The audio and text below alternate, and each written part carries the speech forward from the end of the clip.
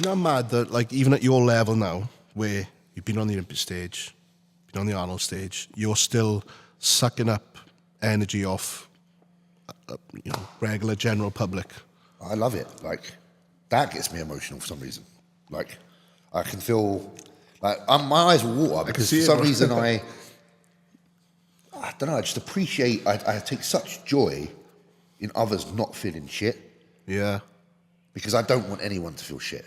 Yeah. So that when I have I'm in a position to give someone a safe space, somewhere to come that maybe brightens up their life or their day for a few hours, just means everything. And it's like, how can that not be fueled towards my own training?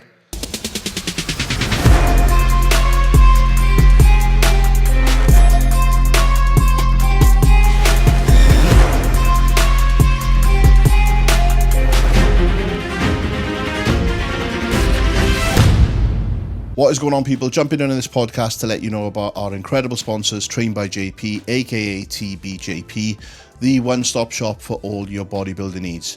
Whether you're looking for supplements or clothing, they have it all. Quite possibly the biggest range of subs you will find anywhere in the world, end of. Whether you're looking for pre-workouts, stim-free or high-stim, intra-workout shakes, post-workout cream of rices, vegan supplements, it is all there for you, as well as the highest grade of health subs that you will need in your arsenal. Check them out. It's www.tb-jp.com, and on there you will also find all the clothing which they release multiple times per year, but get your hands on them quick because they are limited drops. Use the discount code MAGIC10 for money off. Help the brother out, and let's get back to the podcast. Peace. Right, guys, what is going on? Welcome back to the Beautiful Struggle podcast with myself, Jay Davis, aka Magic Eye. We are back in studio, Pond location, and I'm sure some of you will recognize the backdrop from this beautiful scenery that we're in today. This one's been in the works a very long time. Even before this gym was actually open, we were originally going to do it in the carcass of this gym prior to the launch, but as we are all busy, I think I say that on every podcast. It just didn't happen, but now the gym is open. It's flourishing. There are people visiting it from all over the world, which is great to see. And I've been lucky to come here a few times, both filming and training as well. And we've got one of the owners in the hot seat today. You've obviously seen the title, the thumbnail.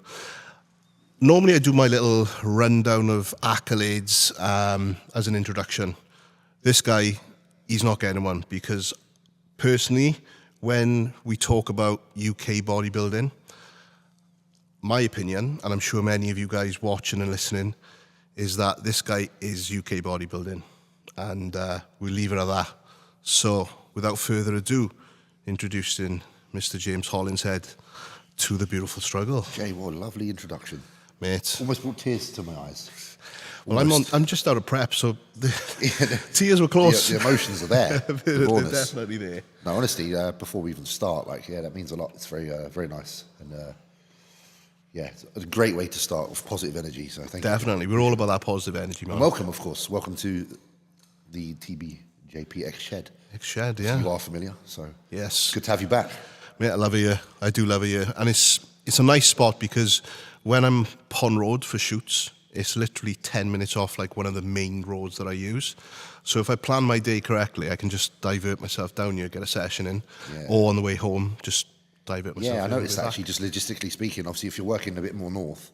Yeah, which is everywhere. Yeah, which is always the way. And then obviously on your way back from there, if you did a few days of work somewhere further away, then you can always come back on the way through. And I think a lot of people that visit, like especially at weekends, are doing that.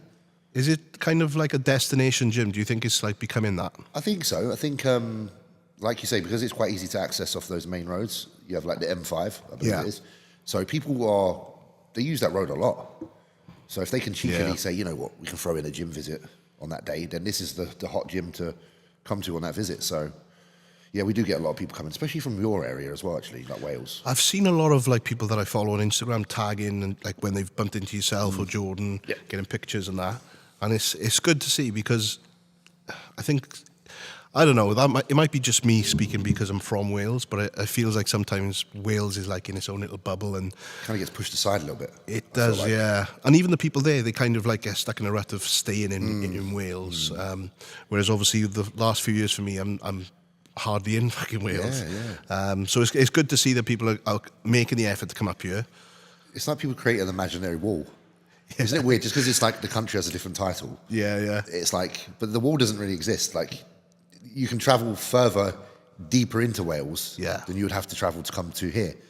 Some of the drives from South Wales to North Wales is the same as me driving from Wales to fucking Anthbales up in Durham. So, it kind of makes sense. If you are from Wales and you haven't been, come on over. Yeah, what's your excuse? You can't say come over the bridge, but just come over the border. Yeah, literally.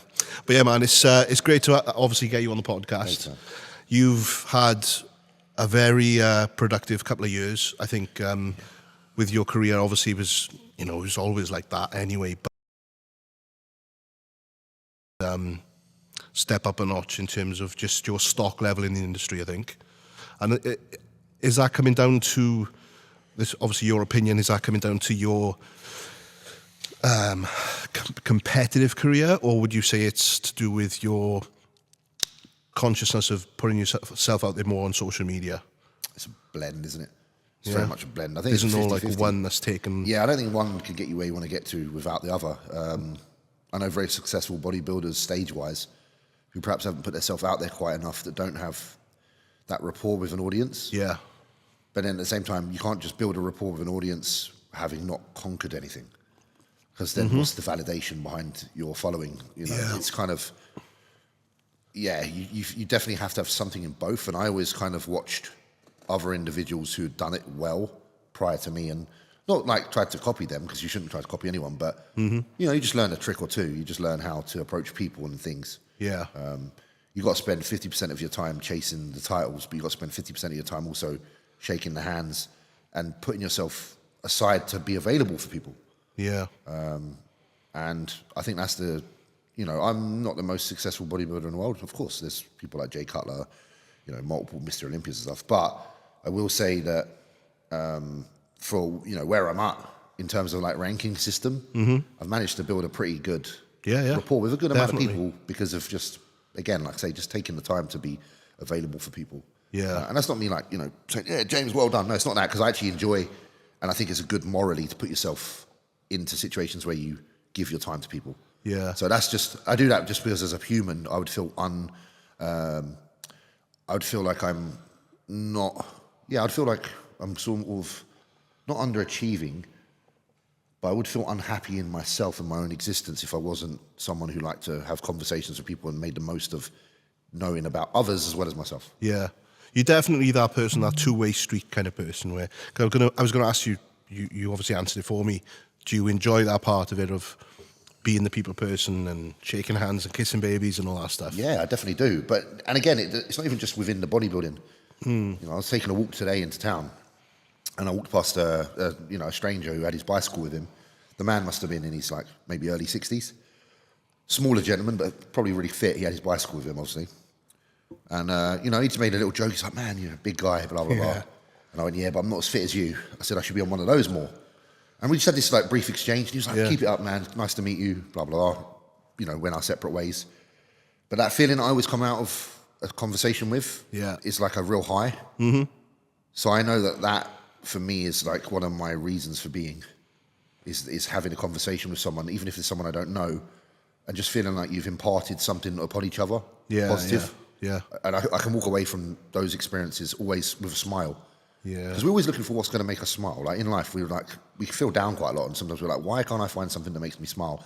And I am definitely realizing lately, more so than ever from being here, that it's those small conversations and actually interacting with people that perhaps I have no history with, which is great. I really enjoy that. So these bodybuilding circumstances obviously allow for yourself to be in that position more often. Yeah. Because you have a reason to be in different places. You travel to the Arnold in, Columbus. There's people you're going to meet there that you would never meet for any other reason. So you put yourself in front of these people and have these great conversations, even if they're really brief, but you definitely come away feeling better. I was, obviously, we were speaking off camera in reception about Drink Champs podcast. Yes. If any of you are into hip hop. Really, really worth watching. It's a really good podcast, and we were just talking about one, and they were talking about something on there. I always, I don't know why I do this, but I always can relate bodybuilding, the bodybuilding industry to the music industry.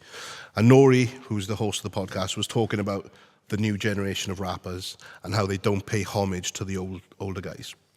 And whenever he gets into a conversation with the new generation of rappers, he can kind of see it going over their heads. Yeah.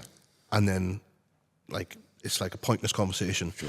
And when you've been obviously talking about being in the gym, having conversations with guys, do you ever get to that point with yourself where you're speaking to the new generation of bodybuilders, and obviously the way the industry is at the minute, and you can see it kind of going over their heads? Does that kind of, where you said you've had a positive conversation, do you ever get like a negative spin on that when that kind of thing happens? Not very often a negative spin, because I think it's like perception, isn't it? Because even if you're talking to someone and they are naive, then you are in a position to be able to educate them. Yeah. So it's then, how do you do it? Do you just let them remain naive and go, you know what, be on your way? Which is fine as well, because not everyone needs to know everything. Or you can be the person that, like, or I'll give you a little history lesson or a little insight.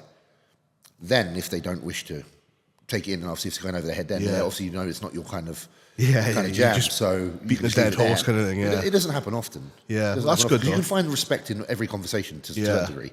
Like, even if someone's not even aware of who I am, like someone might train here that's not into bodybuilding really at, you know, professional level, doesn't matter, because then I can talk to him. Okay, I can't talk to you about what I've done, but I can talk to you about training. Yeah. So it's still, it's going in there with no ego. On both parts. On both parts, yeah. Because I know from a previous conversation we've had as well, off camera, like where there's been instances where at the previous gym where you'll get guys in there of a certain level on social media who are also of a pro status. For sure, and I already know who, like, you're talking about. I mean, you can say the name if you want, but dude, just certain individuals just on the high horse, isn't it? Like they just put themselves on a pedestal, but then, you know, things happen to those people probably because it's God's way of saying, you know, come down a little bit, dude. Karma's a bitch. Yeah, it ain't even me being horrible, but just everyone's got to grow up and learn respect. Like I, you know, I've got this thing. If I know who someone is, and I'll say this, if I go into a gym and I know someone's the associated bodybuilder to that gym, I will make it an absolute effort to say, hello, thank you for having me. Even if it's not their gym, but just like knowing that they are part of the reason that gym is what it is, or they gave to that gym something very heavy. Yeah. You know, the amount of like blood, sweat and tears they put into that place to help pull it on the map, whatever it may be. Yeah. So, you know, imagine going to like Ultraflex and like just walking past Amph and not saying hello, you know. Yeah. I don't know, I just got this thing. I've got morals. I'm a bit old school in certain ways. Yeah. And I don't say everything I think. I do keep a lot of what I think in, just to protect myself from the assault that could come, because sometimes I do have very strong opinions. Oh, I know. Yeah. But I think most people would agree that it's like coming into here and you see Jordan and not really saying hello. I just find it odd. It's mad, but it happens, doesn't it? It does happen. And again, like, listen, if it's pure naivety, like I say, that they don't know of your existence, because some people might just be in the area, you know, and like, oh, well, let's go and train at a gym. Let's look on Google. We find this gym. But when I know you're a professional, I know that you've been in the gym that we train in or something, and exchange words with people that know each other, I feel like it should be a brotherhood. Like, man, I pat everyone on the back that's a professional. Yeah. Like, I'm like, well done. Like, I even just messaged Andy Scott, just won his pro card today. Yeah. Immediately I messaged him. Rob Cannon, when he won his pro card, immediately messaged him. I always think that we have a duty to build a good relationship with everyone else that's in this. It's like, welcome to the club, isn't it? Yeah, man. And like, but it should be reciprocated. But yeah, you know. Unfortunately. It's not always. It's not always. And that's just because of the era, I guess. Isn't it? It's because people climb, so they get high so fast, you know. But then, you know, good things require stability and foundation. Yeah, and if you grow really quick, if it comes to you so fast, it hurts when you drop, man. And I've seen it happen. Like, we had like, I don't know 𝘗𝘳𝘰𝘶𝘥𝘭𝘺 like personally. He's great. He seems like a great guy, but I know that he rose really quick. Yeah.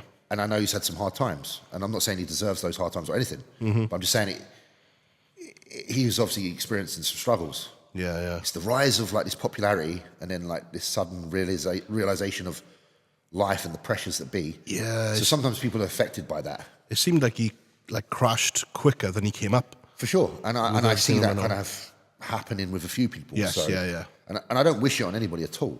I'm just saying, be more mindful on the way up. Yeah. Because everything's a bonus. Like, if you receive a crazy following on the way up, one, you're doing something right, well done. But two, just like, to have caution. You know, be a bit more like a Sam Sulek. Like, he kind of doesn't let anything go to his head from I've met Sam. Yeah. And he seemed humble as pie, like, fine. And I think that's something that we can all kind of learn. Even, you know, myself included in the past, I've had some of these situations where I've let ego be the driving force. And obviously I'm a 35-year-old man now, and I'm glad that I've gone through those experiences. Yeah. I'm glad that I've changed, because I wouldn't want to be the old me. Yeah. What would you say to the, I don't know, 18, 19-year-old James now in terms of like looking at what you've kind of learned and picked up along the way? What would you say to the 18 or 19-year-old version of yourself? Do you know, I had this question actually on like an Insta post, because I do quite a lot of stories and questions, and it's hard to say, because when you sit and you look around yourself and you've gone further than you expected, you almost become like, well, I'm kind of happy with everything I did, because otherwise I wouldn't be here. And that sounds like a cheesy answer, but like, I just wonder if I went slightly the other way or the other way, would I even be where I am now? Yeah. The only thing I would kind of say is just, there was a lot of time when you're younger and you're hot-headed, you know, coming up emotional. But then at the same time, it's hard, Jay, because like those emotions are essentially what gave you the fire to push hard. Mm-hmm. So it's so difficult, because I feel like all those kind of negative things are sort of required to become great. Yeah. Or good. You know, I'm not saying I'm great, but I'm way better than I'm meant to be because of passion. Yeah. And passion came from those emotions that sometimes was the attitude of, oh, fuck you, I'll show you. And that makes you keep working. That's why you come in the gym at 10 p.m. or 6 a.m. or whatever to do your thing, because you're like... So relatable, this. Yeah, like you want to prove other people wrong. And sometimes it does take that external kind of resistance to bring out the best in you. Yeah, I've said in the past, I know you're not at this point now, but like negative energy is very useful, like in those circumstances. Dude, if you can overcome the negative energy, if you can like literally, you know, digest it. Yeah. Because it's if you can digest it or not. If you can digest the negative energy, it becomes such a good fuel. Yeah. Obviously, it's easier to digest the negative energy when you're younger, because you don't have these external occurrences in life, like pressures of actual real life. Mm-hmm. You only have that to deal with. And obviously, you look at it like an analogy, like a plate. How much food can you take off the plate and actually eat comfortably? Yeah. When you're young, the negative energy only takes up this much of the plate, because you haven't got a mortgage, you haven't got... So if you look at like different portions of food on the same plate, as you get older, the plate's more full. Your stomach's only so big. So, you know, you're trying to digest That's a nice analogy, you that. know what I mean? You're trying to digest everything. And when you're young, you don't realise how good you got it. Yeah. At the time, you think it's the end of the world if you know, you're like, oh, everything's pressure, so hard, oh, stress. Yeah. But the truth of it is, you only given as much as you can take on. And it's down to you to be able to process it or not. Yeah. And when you're young, you're just so full of the, you know, spunk. You just want to like... Spunk. Yeah, spunk. Like you just Spunk like Sean Connery. Yeah, like everything can be turned into fuel at that age. Yeah. Because there's no concerns. Yeah, it's whether you actually use it as fuel, though. You could just... Yeah, some people just like... They might even use it as fuel, but to light a fire. Yeah. And then the fire burns everything. And that's when it becomes a problem. It's got to be almost like... Again, I'm not even trying to use analogies, but like there's fire on the outside of the chimney, which will burn a forest, or there's fire on the inside of the chimney, which will heat the room. Controlled. So, yeah, it's like, where do you put the fire? Yeah. So, jeez. What a start to a podcast. just waffling. Everyone's going to be like, James always goes... It's funny, because I was watching Scott McNally and Ron and Dusty yesterday. Yeah. They did a 10-year anniversary of me on the Iron Asylum. I seen the thumbnail and watched it. Yeah, dude, I watched it just to see. And it's just funny, because... I was just sitting there and I'm like talking about, they're like, what would you like to do one day? Like, what would you like to achieve? And I was like, oh, I'd like to do the Arnold stage. It'd be amazing to get to the Olympia. And then the boys were like, oh, he's done it. And then Ron was like, oh, we can always count on James to be super philosophical. So, and I'm not trying to be, I promise. But I used to do this with my mother all the time. I used to sit in the garden, and it's weird because I mentioned chimney. Yeah. Because the reason being, I think it's because some things are just stuck in your mind. And I used to sit in my garden at night when it was a clear sky. Mum would sit outside with me, and I'd have the chimney on, and I'd be out there for about half an hour just talking. And I'd talk to the point where my mum was like, James, shut up, you need to go to bed now. Just rambling. I think that's why all these kind of conversations are like connected. Yeah. I think that people love you for that, though.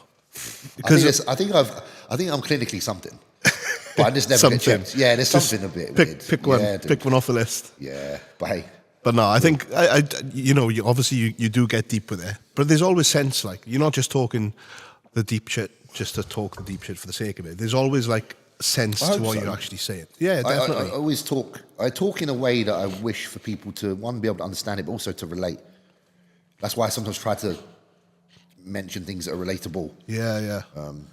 Have you always spoken like that? I know, obviously, you said with your mum and that in the garden, but like before that, I think I always have. Yeah, I think I always have. It's just that I spent so many years very much isolated because of bodybuilding, so I didn't really have a voice, because you use, again, all your energy just internally to try and get through the task. The task was bodybuilding. I literally just allocated every single gram of energy in towards trying to be a bodybuilder. Yeah. For so long. Yeah, that's deep. That's deep. Well, obviously, recently, let's start with where you're at right now. Now we've got all the deep shit out the way. Obviously, we're at the TBJP 𝘗𝘗𝘰𝘶 Gym. How long has it been open now? Oh man, it's probably about 18 weeks now. 18 weeks? Yeah, I'm just guessing. But I think about 18 weeks. Like that's flown though. 4 or 5 months, like 4.5, 5 months. Yeah. Could be longer because time's flying. But because I don't even know what day it is today, bro. Like, yeah. I live like that. Life of a bodybuilder. Mate. You came in earlier, I said, you ready for time? Mate, of course I am. Because nothing else to do. Yeah. Eat a meal, sleep. Yeah. Now, prior to this, obviously, you had involvement in a gym setting. Yeah. You didn't kind of run the gym, but you were like a person of, I don't know, a stature within the gym setup. I was like the mascot, really. The mascot. Like, I had good friendship with a family, John and his son and his son-in-law and his daughter, and they basically approached me saying, "Do I want to be part of a gym that's opening?" It was King's Gym. My old gym I used to train at shut down. Yeah. And I said, "Yeah, sure." So I said, "Look, let me do what I do. I work my magic. I'll get like I basically did a petition, not a petition, but like I managed to get enough signees to start a new gym, basically, in a good position. Yeah. I had hundreds of signatures of people basically saying, yeah, we'll come and start with a new gym. So it just gave my friends, the family, a confidence that the gym could start on a good foot. Yeah.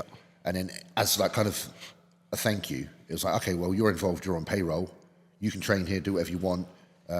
The initial agreement was, James, this is your gym to run. You basically are the general manager. Right. I did it for a little while, but then it got in the way of my bodybuilding, and we came to an agreement that I couldn't work there at the same time, but being present was still enough to warrant our agreement. Yeah. So, yeah, I had a really good time there. Like, you know, I trained there and I turned pro there. So, you know, it gave me a lot.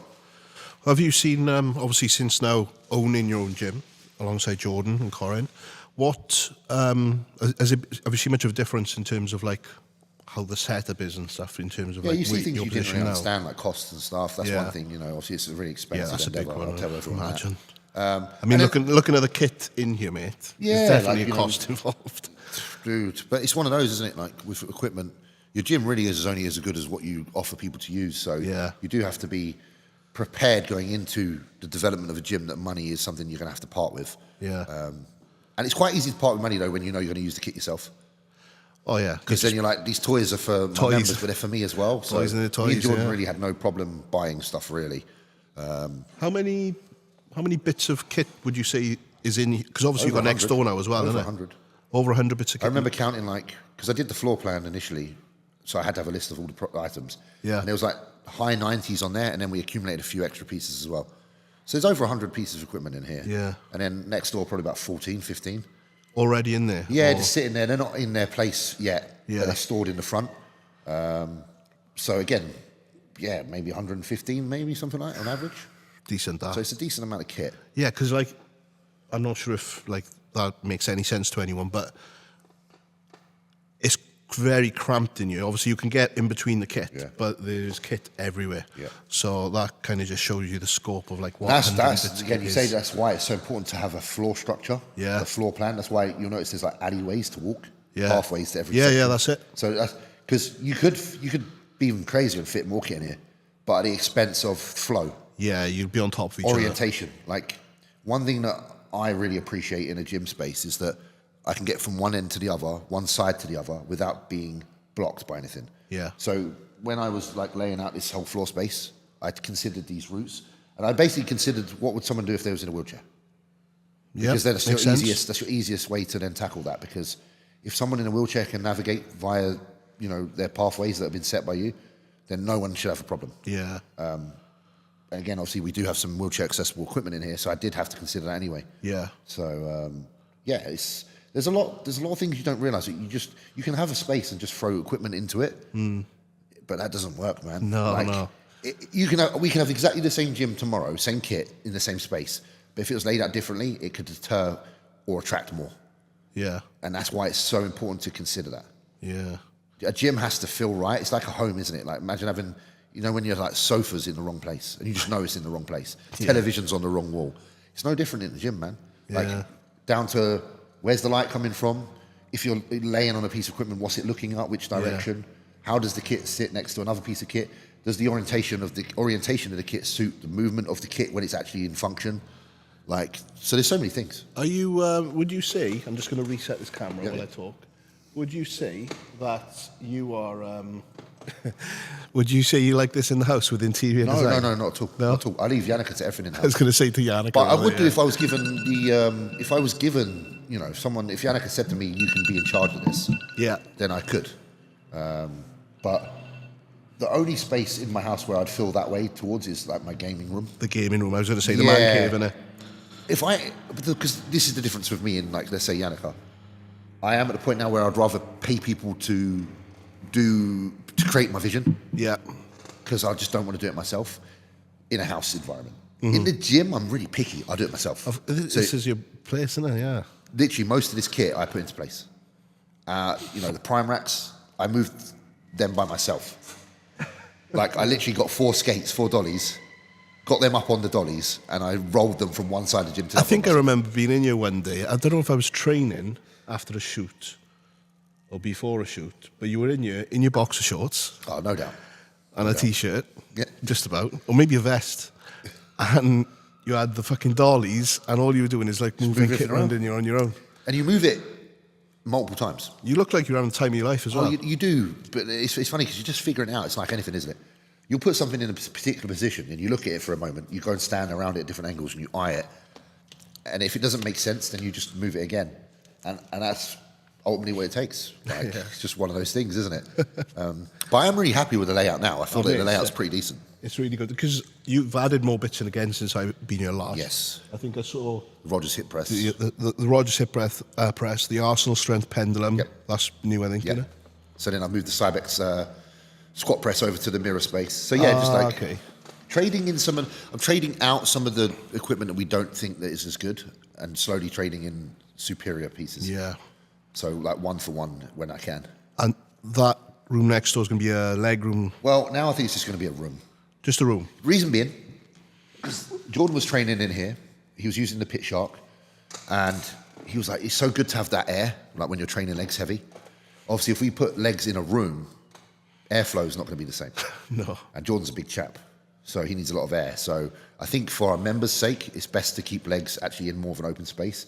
So what I'm going to do is probably allocate some of the smaller, less strenuous exercises into there. Not necessarily a particular group of muscles, but like maybe a couple of arm pieces, a couple of ab pieces. Right, okay. Some of the smaller items that don't tax you as much, that won't get you feeling so hot. Because I was thinking of this the other day. I was like, extra gym space, number one, is extra gym space. And it's in hot demand. So as long as I can make the gym larger, then I'm happy. And I can create some sort of category to that room. And I will, because I'm a fidget. So whatever it may be, I'll come up with it when the time's right. Yeah. But right now, we've got enough pieces of equipment to make that happen. Okay. So I will figure out. Roughly how long till that's going to be open? It's anyone's guess. It's anyone's guess, because there's a lot going on next door at the minute, because obviously you've got the supplement unit for Jordan. Oh, yeah, yeah. So it's a busy workstation in there right now. We have the space allocated, the floor matting's down, so it's ready to be done. We're just trying to find the right people to do the job. But I don't think it'll be much longer, because me and Jordan are really keen. But I know Jordan went to see 𝘗𝘳𝘰𝘶𝘥𝘭𝘺 the other day, and he's obviously been in Ultraflex, which is a great gym, Rotherham. And he's seen all the mezzanines that 𝘗𝘳𝘰𝘶 has in there. And I think now he's like quite excited at the prospect of us then doing the mezzanine. So I would love to do that ASAP, because I have a vision for a mezzanine in here already. Again, it won't make much sense to the podcast, but I have this vision of doing the mezzanine actually coming from the center of the gym and not taking up the whole space. So like only coming to perhaps as far as me from the pillars. Oh, yeah, yeah. So that the light on the externals is very much untouched. So it's like a central mez rather than the sides. An external mez. Because I found with the external, what they do is create dark places. Yeah, yeah, they do. And I don't want to create that dark, because I think what's really, really good about a gym like this, where you have these windows on the sides, is the light. Mate, filming content in here, you know, from obviously It's filming your guys. stuff, those mezzanines can kill it. They can. And that's why if I can be smart with the placement of the mezzanine, I will. And also think of that, how that would feature. Like, let's say you're on the mezzanine above us, and then you're looking over the balcony at Luke. You're looking at the balcony at the quote. Oh, yeah, yeah. But you're not touching it, you're at distance. Yeah, yeah. It'll be far more scenic. Yeah. So there is a That'd be plan. epic. There's always like a rough plan in mind. I love the passion that you talk about when you're talking about this stuff, mate. You I appreciate it, man. It's because I really do believe that this place can be the best. I think it's already a great start. And Yeah. I think in time it will just get better and better. You know, as our audience grows and as our membership base improves and climbs, then, you know, sky's the limit. And again, like we were saying earlier, like about with people, you were saying like how much of your kind of career can you contribute to the creating, like putting yourself out there, but also the work of the training. It's almost like the more I train also, I know that gives to this gym. Because if I have better accolades on stage, I know that is an appeal to an audience for the gym as well. So I work on both. Yeah. That's why I'm here. I'm here to talk and do the first part, but I'm also still on the stage because I want to be one of the best bodybuilders that our country's ever produced. So people can come to this gym and be like, that was the place where he created that masterpiece. Yeah, yeah. And they can do that too. In the history books, mate, this will. I hope so. It's nice to obviously hear you talk about your bodybuilding in that way as well. Because I know past couple of years you've been through pockets where you've thought of questioning it, man. Questioning it, looking at maybe the 1 foot out. Yeah. When is this me done? So now it feels like this. Definitely refreshed. And I think there's another catalyst to that as well, which we'll get into, of this refreshed mentality. But I think this has helped a lot. Sure, this has been a real igniter for passion. I get to see how I feel, but I get to see how the members feel, and that, you know, I feed very much off that, the encouragement of others, but also them feeling encouraged. You know, I'm mad that, like, even at your level now, where you've been on the Olympic stage, been on the Arnold stage, you're still sucking up energy off, you know, regular general public. I love it. Like, that gets me emotional for some reason. Like, I can feel, like, my eyes will water because for some reason I don't know, I just appreciate, I take such joy in others not feeling shit. Yeah. Because I don't want anyone to feel shit. Yeah. So when I have I'm in a position to give someone a safe space, somewhere to come that maybe brightens up their life or their day for a few hours, just means everything. And it's like, how can that not be fueled towards my own training? Like, it's weird. Yeah. And again, like, the reason it's become that is because of life experiences have led to that point. You know, it's no secret. I always say that I found it very hard to know what to do after my mum died. Mm-hmm. Because my selfish, selfless / both reasons for bodybuilding initially were to earn money to be able to get my mum out of living limited. Yeah. And obviously I got to that level now where if she was around now, to be honest, she could have anything she really wants. That's cool, isn't it? It is, but then the caveat is that she isn't here. I know. And the reality is that, okay, so she isn't here, so then you don't have that same desire because you're not selfish and you don't need the money. You're actually, you care more about how other people reap the benefits of what you perform or what you do. Mm. And for a time, I couldn't adjust. I couldn't find, not a replacement, but I couldn't find something that could kind of parallel how my mother made me feel in that equation. Yeah, yeah. And I've realized it's people. So now, like, what my mother isn't here to do, you know, me see her smile, me feed her, I'm like, fuck it. Well, if I can't do it for her, then I have to do it for my community. Yeah, I think that's what I meant by cool is, like, I'm sure she's obviously looking down on you and, you know, seeing what you've done and accomplished. Yeah, I think she'd be like, that's great. The fact that you've been able to harness onto the people essentially. Yeah. To bring you back to life with the bodybuilding side of things is man. fucking sick. And and it's funny because like you only really realize it when you go to an event. Like I went to the Arnold, and like, I was blown away at the amount of people that just it meant something to them for me to be there. Yeah. And some people got emotional with me. Yeah. Maybe because a lot of them could relate because of maybe a lost parent or whatever. And then some of it's just as simple as like, you was a voice when we didn't have someone to... I think that's it, mate. I think that for a lot of people, I think that's what you are. You're a voice. Like when I said at the beginning, like you are UK bodybuilding. I think there's three key guys, obviously, on the competitive circuit at the minute, active at a certain level. And also, obviously, that's yourself, Nathan and Samson from the UK. Yeah. Apologies if I miss anyone else out, but that's who just comes to mind straight away. Yeah. And I think, in terms of like you're all relatable in your own ways. Yeah. But I think with yourself is that you've got that like old school Dorian kind of approach. You kind of just get on with it. Yeah. So I think a lot of people take that from you because they are probably in a similar place that you were coming up. Yeah. So yeah, that's very cool. And that's something to highlight while we're here. Like, honestly, guys, there's nothing wrong in showing emotion as a bodybuilder, like as a person.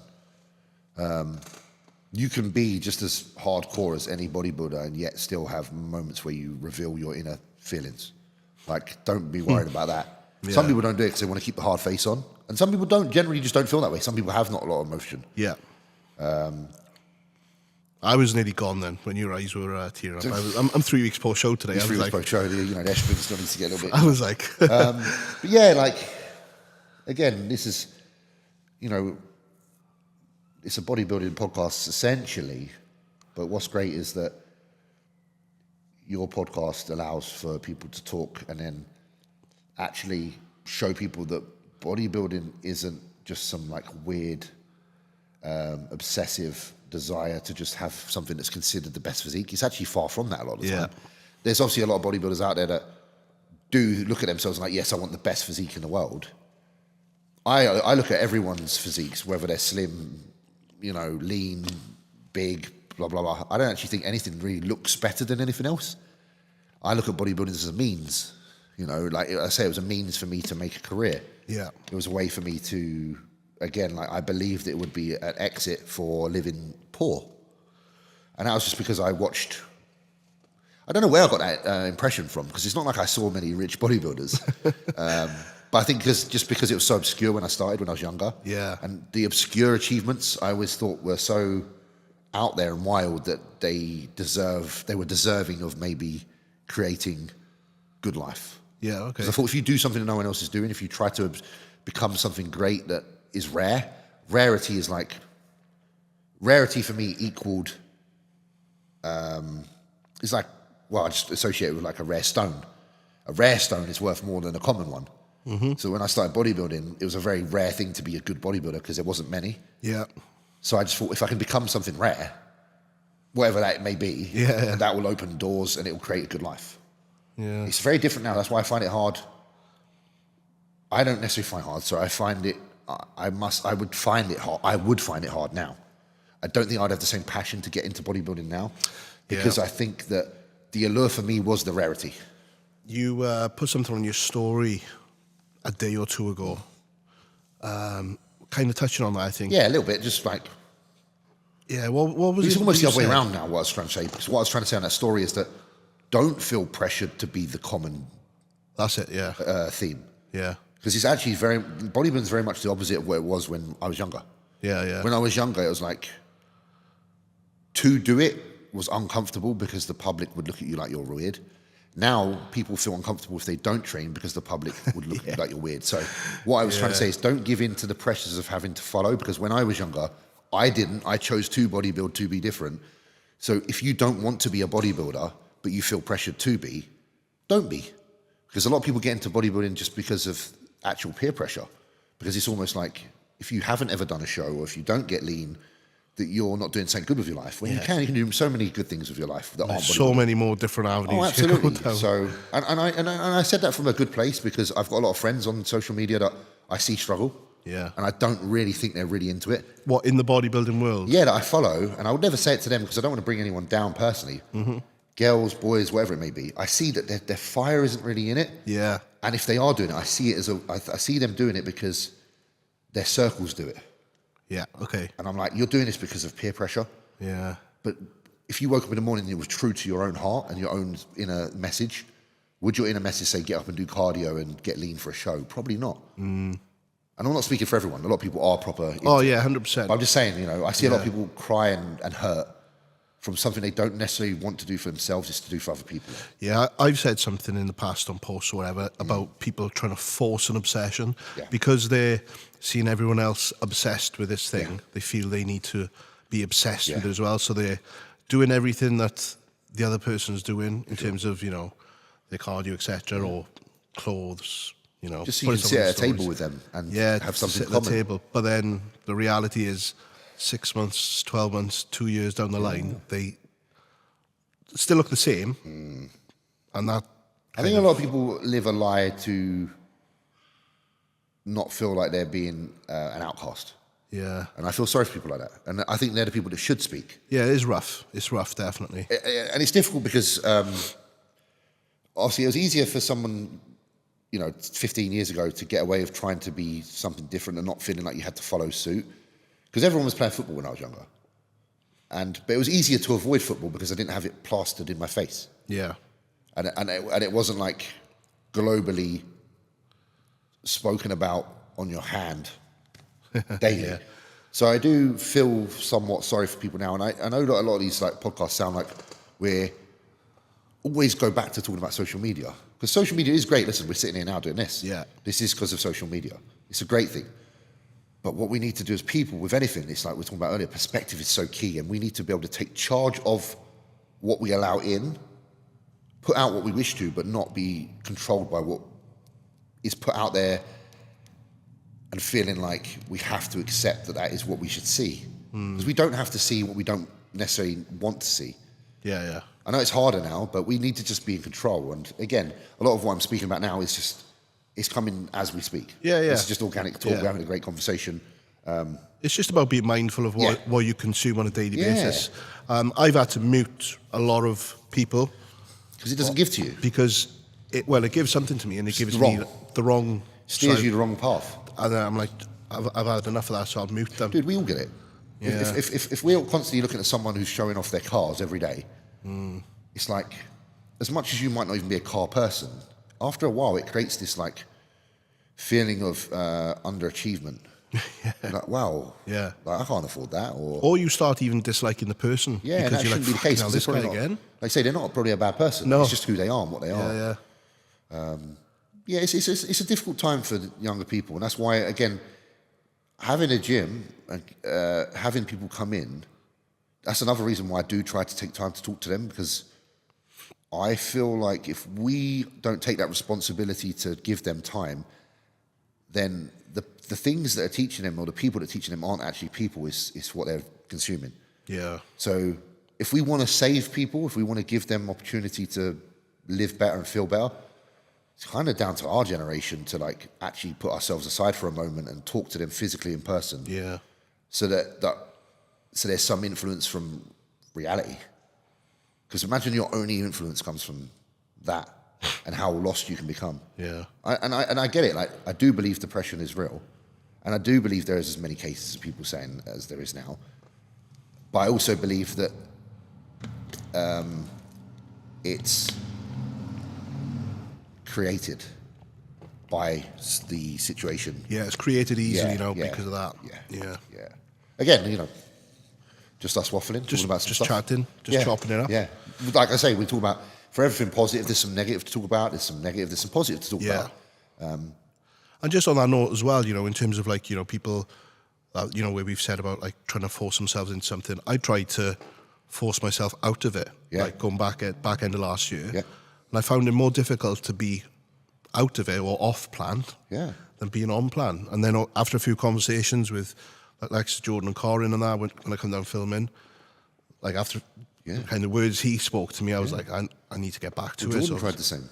Yeah. You and Jordan. So if something causes more hurt and discomfort, even if you think it's the right thing, the hurt and the discomfort is a signal for a reason. Yeah. So if you're trying to come away from something that's really, really causing pain, then there's only one answer.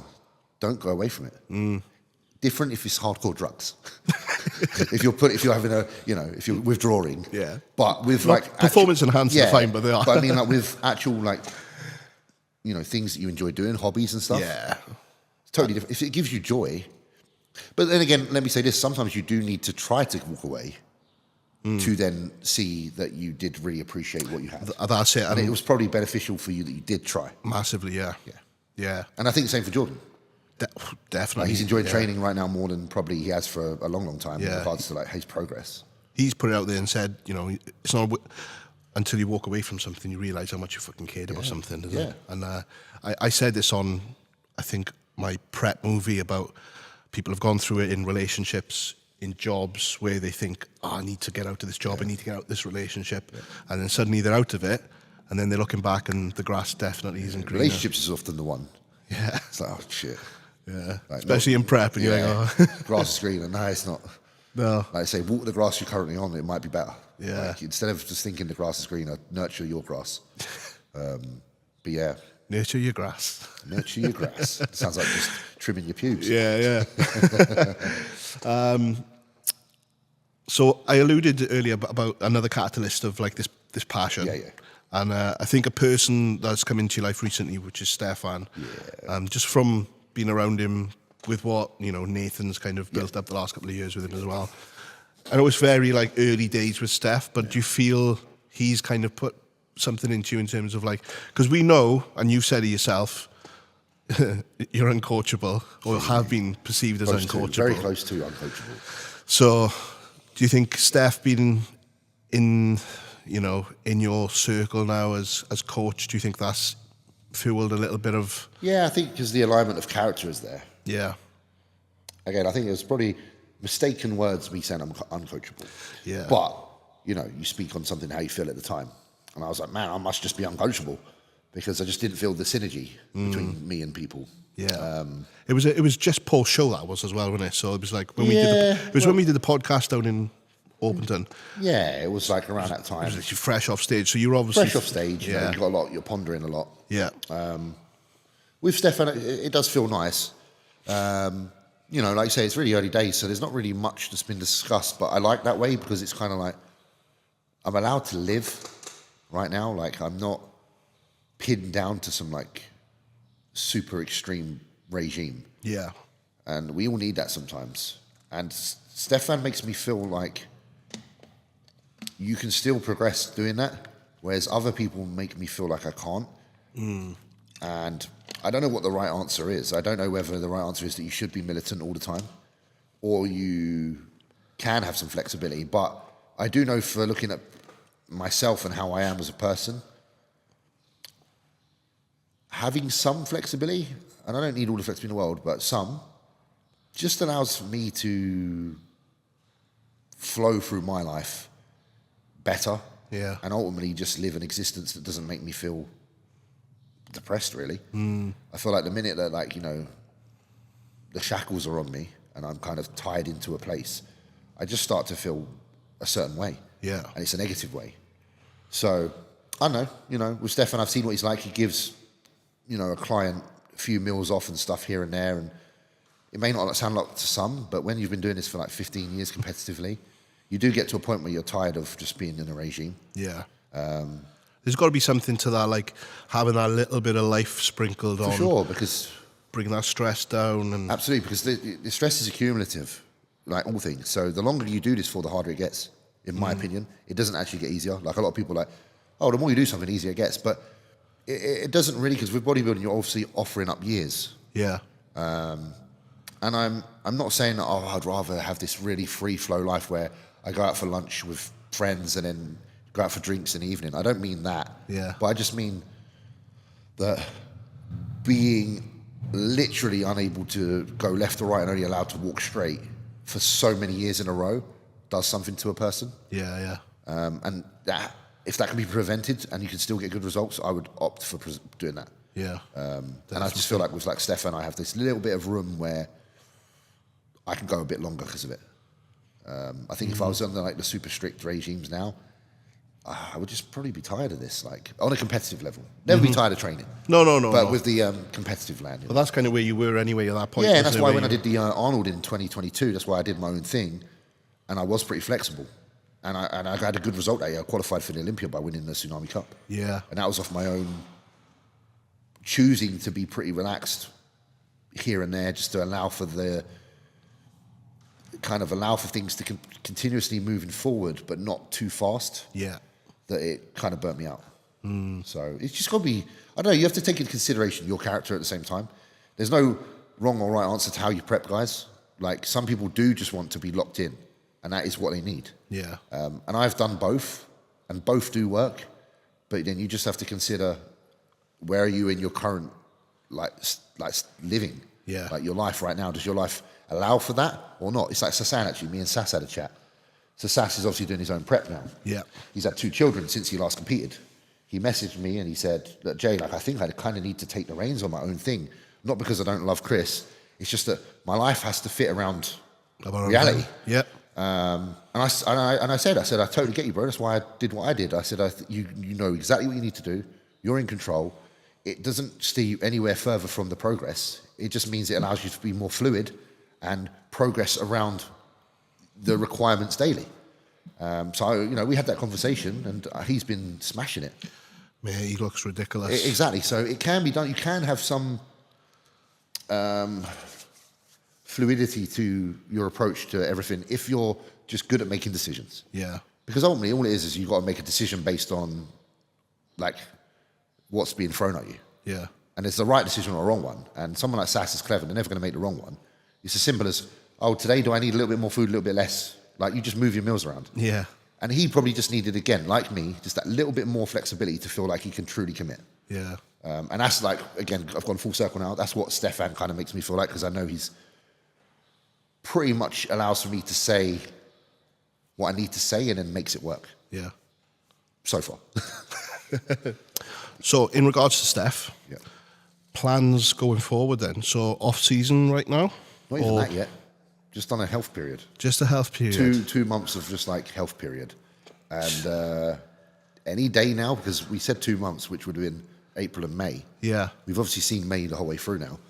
So I sent him a video yesterday of how I was looking after training. Yeah. He was like, this is good. So I'm kind of expecting something soon that we're going to start considering the next step. Yeah. But I'm feeling pretty good just even doing what we're doing right now. Like my body feels like it's getting a bit denser and a bit more muscular. So it's like, if something's working right now, I think he can see, he's like, why am I going to Why change anything if we can eke out a lot of progress out of not a lot? Yeah. Which is good. It's very easy to get keen and be like, oh. That's a sweet spot of bodybuilding, Yeah. Isn't it? Like I'm saying, my body's feeling pretty damn good at the minute. Yeah. So obviously I'm keen to know what the long-term goal is. Yeah. But we haven't even set one of those. You've not discussed anything at all, no? Not really. Like, we kind of briefly did in the beginning, was like we could go again before the end of the year and try to qualify for the Olympia. But then, you know, in my mind, I'm like, well, there's no rush, you know. If you think that it would be better for me to take longer to try to improve and then come back and do March, Arnold or something after the Arnold, New York, whatever, then I'm happy for whatever. So I've just basically left it with him. Obviously, he's had a lot of people competing at the minute. So I know that he's busy bee. So I've just been like kind of letting him just crack on. Yeah. Because I don't want to disturb him too much. I send him something, you know, once or twice a week. And he's like he's happy with what he sees. So I'm kind of happy at the minute because not taking all the anabolics under the sun or whatever's required. I don't know what his approach is because I haven't done it yet. But it's been nice to have a lot clearer mind. Yeah. Because you definitely have a clearer mind when you're not under the influence of those components. Yeah, yeah. So it's allowed for me to make better decisions with just like work and life in general. So I'm basically utilising this time while I've got the sense before sense goes. Because sense does go for a while. Yeah, definitely does. So that's where I'm at right now. Just making sure that I'm getting everything in a position that when I do decide to, you know, knuckle down, that things are just flowing well around me so that I don't have those external pressures that I was saying earlier that make the plate too full. Yeah. If I can keep that Portion size Keep down. that portion size. Yeah. Fist portions. I'm not allowed a super size. As I'm the only doctor allowed would kids' say, innit? Happy meal. Yeah. When I came in earlier, I wanted to check something, but you've got the pro cards plaque on the wall in there. I do, yeah. And I was like, I'm sure James is the last guy. Last one, You're the unicorn, mate. 2017. 2017. That was the last pro card given out when it was just one pro card a year, right? Yep. So this was kind of like, I was in the industry, but I wasn't like where I'm at now. So I was not like fully into it. Yeah. What were those days like, mate, in terms of like the lack of social media and then just The best days. So mysterious. what's if you could say like let's say three things, like three main things that you would want to fucking chuck in the bin from current bodybuilding and reignite from those days. Mate, it would just literally be to just bring that format back into play. Just the 1 year. Yeah. The cream of the cream, bro. Like the cream of the crop. The guy who's going to turn pro and actually be able to probably go on to have a career. Straight into Yeah, man. Like, yeah. there's just something to be a true overall British champion. Now there's all these federations that are like British champion. Like, none of you are British champion. The only way you're going to be a British champion None is of ya. Yeah, not being rude, but the only way you're going to be a British champion is if you get every British champion on the lineup from every federation and then see who's the best. Yeah. That guy should get the pro card. That's a cool idea, So though. PCA British title winner, NABA British winner, Two Bros British winner. Put them all on stage. Whoever wins that's the one deserving of a pro card. The other two shouldn't get one. Sorry. But that's the levels we had to go up. Yeah. And that's not me just like, again, I'm not being hateful at all. I'm just saying that maybe if there was only one pro card given away, how hard would you guys work? Like, That's you think you're working hard true. now? Man, you'd be working even harder if you knew there's one chance. Yeah. I won the British as a super heavyweight in 2014. Took me 3 more attempts to win overall. Let's see who's actually keen enough to be a pro after losing Yeah. and having 3 years of still trying to get it. And actually going backwards in placing in shows. Because it was tough. Because people are shouting about like placing like second out of 2 people in a class at the moment, and so I don't think it was to be like that back in Mate, the day. you missed out. So you would go to the British, yeah? There'd be 20 people in the super heavies. So you got to win 20 people against you, yeah? Yeah. There was 20 people in every other weight category. So those other men that stand with you in the overall just beat 20 men each. And then you're in the overall with them men. So you've beaten essentially, let's say there's 4 categories, 80 people. You've beaten 80 people that day to 100. Yeah. And every one of them had to win a qualifier to get there, which they probably beat 4 to 6 people each. So you add on, I can't do the math, but yeah. So, That's a lot of people, isn't it? So, 20 times 6, 120. Yeah. Times 5 more because of the classes. So 120 times 5, what's that? About 600 there, you know? Yeah, 600. So that's 600 qualifying people didn't qualify roughly, plus the 80 or so. 700 people maybe, 700-ish people you've just beaten essentially that year to become a pro. Yeah.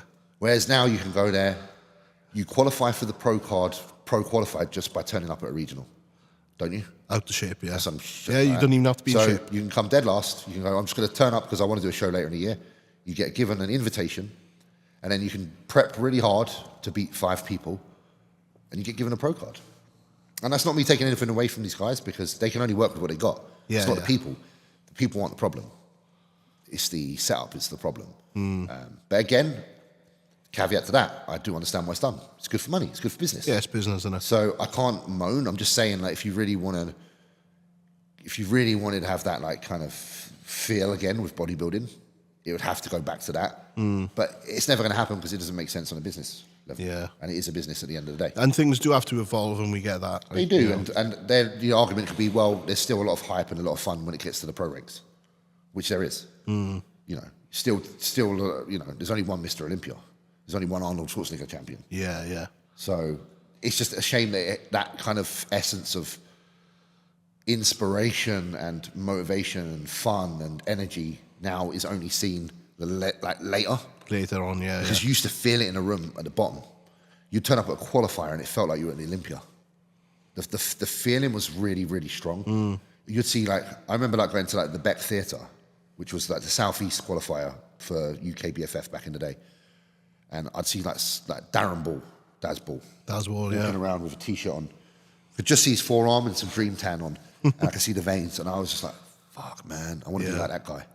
There was a mystery. I didn't know what he looked like under the top, but I could see he was huge in a t-shirt. And we couldn't wait till they got on stage and peeled off. Because there was no social media showing them prior to it. Yeah. Like, you guys honestly don't know how boring it is compared to it used to be. And I'm not trying to, like, again, sound like an old fart. I'm just being honest, because I've lived in both times. I'm a product of both generations. Like, even guys like myself, posting daily on, like, Instagram, I'm doing an injustice, really, to what bodybuilding is.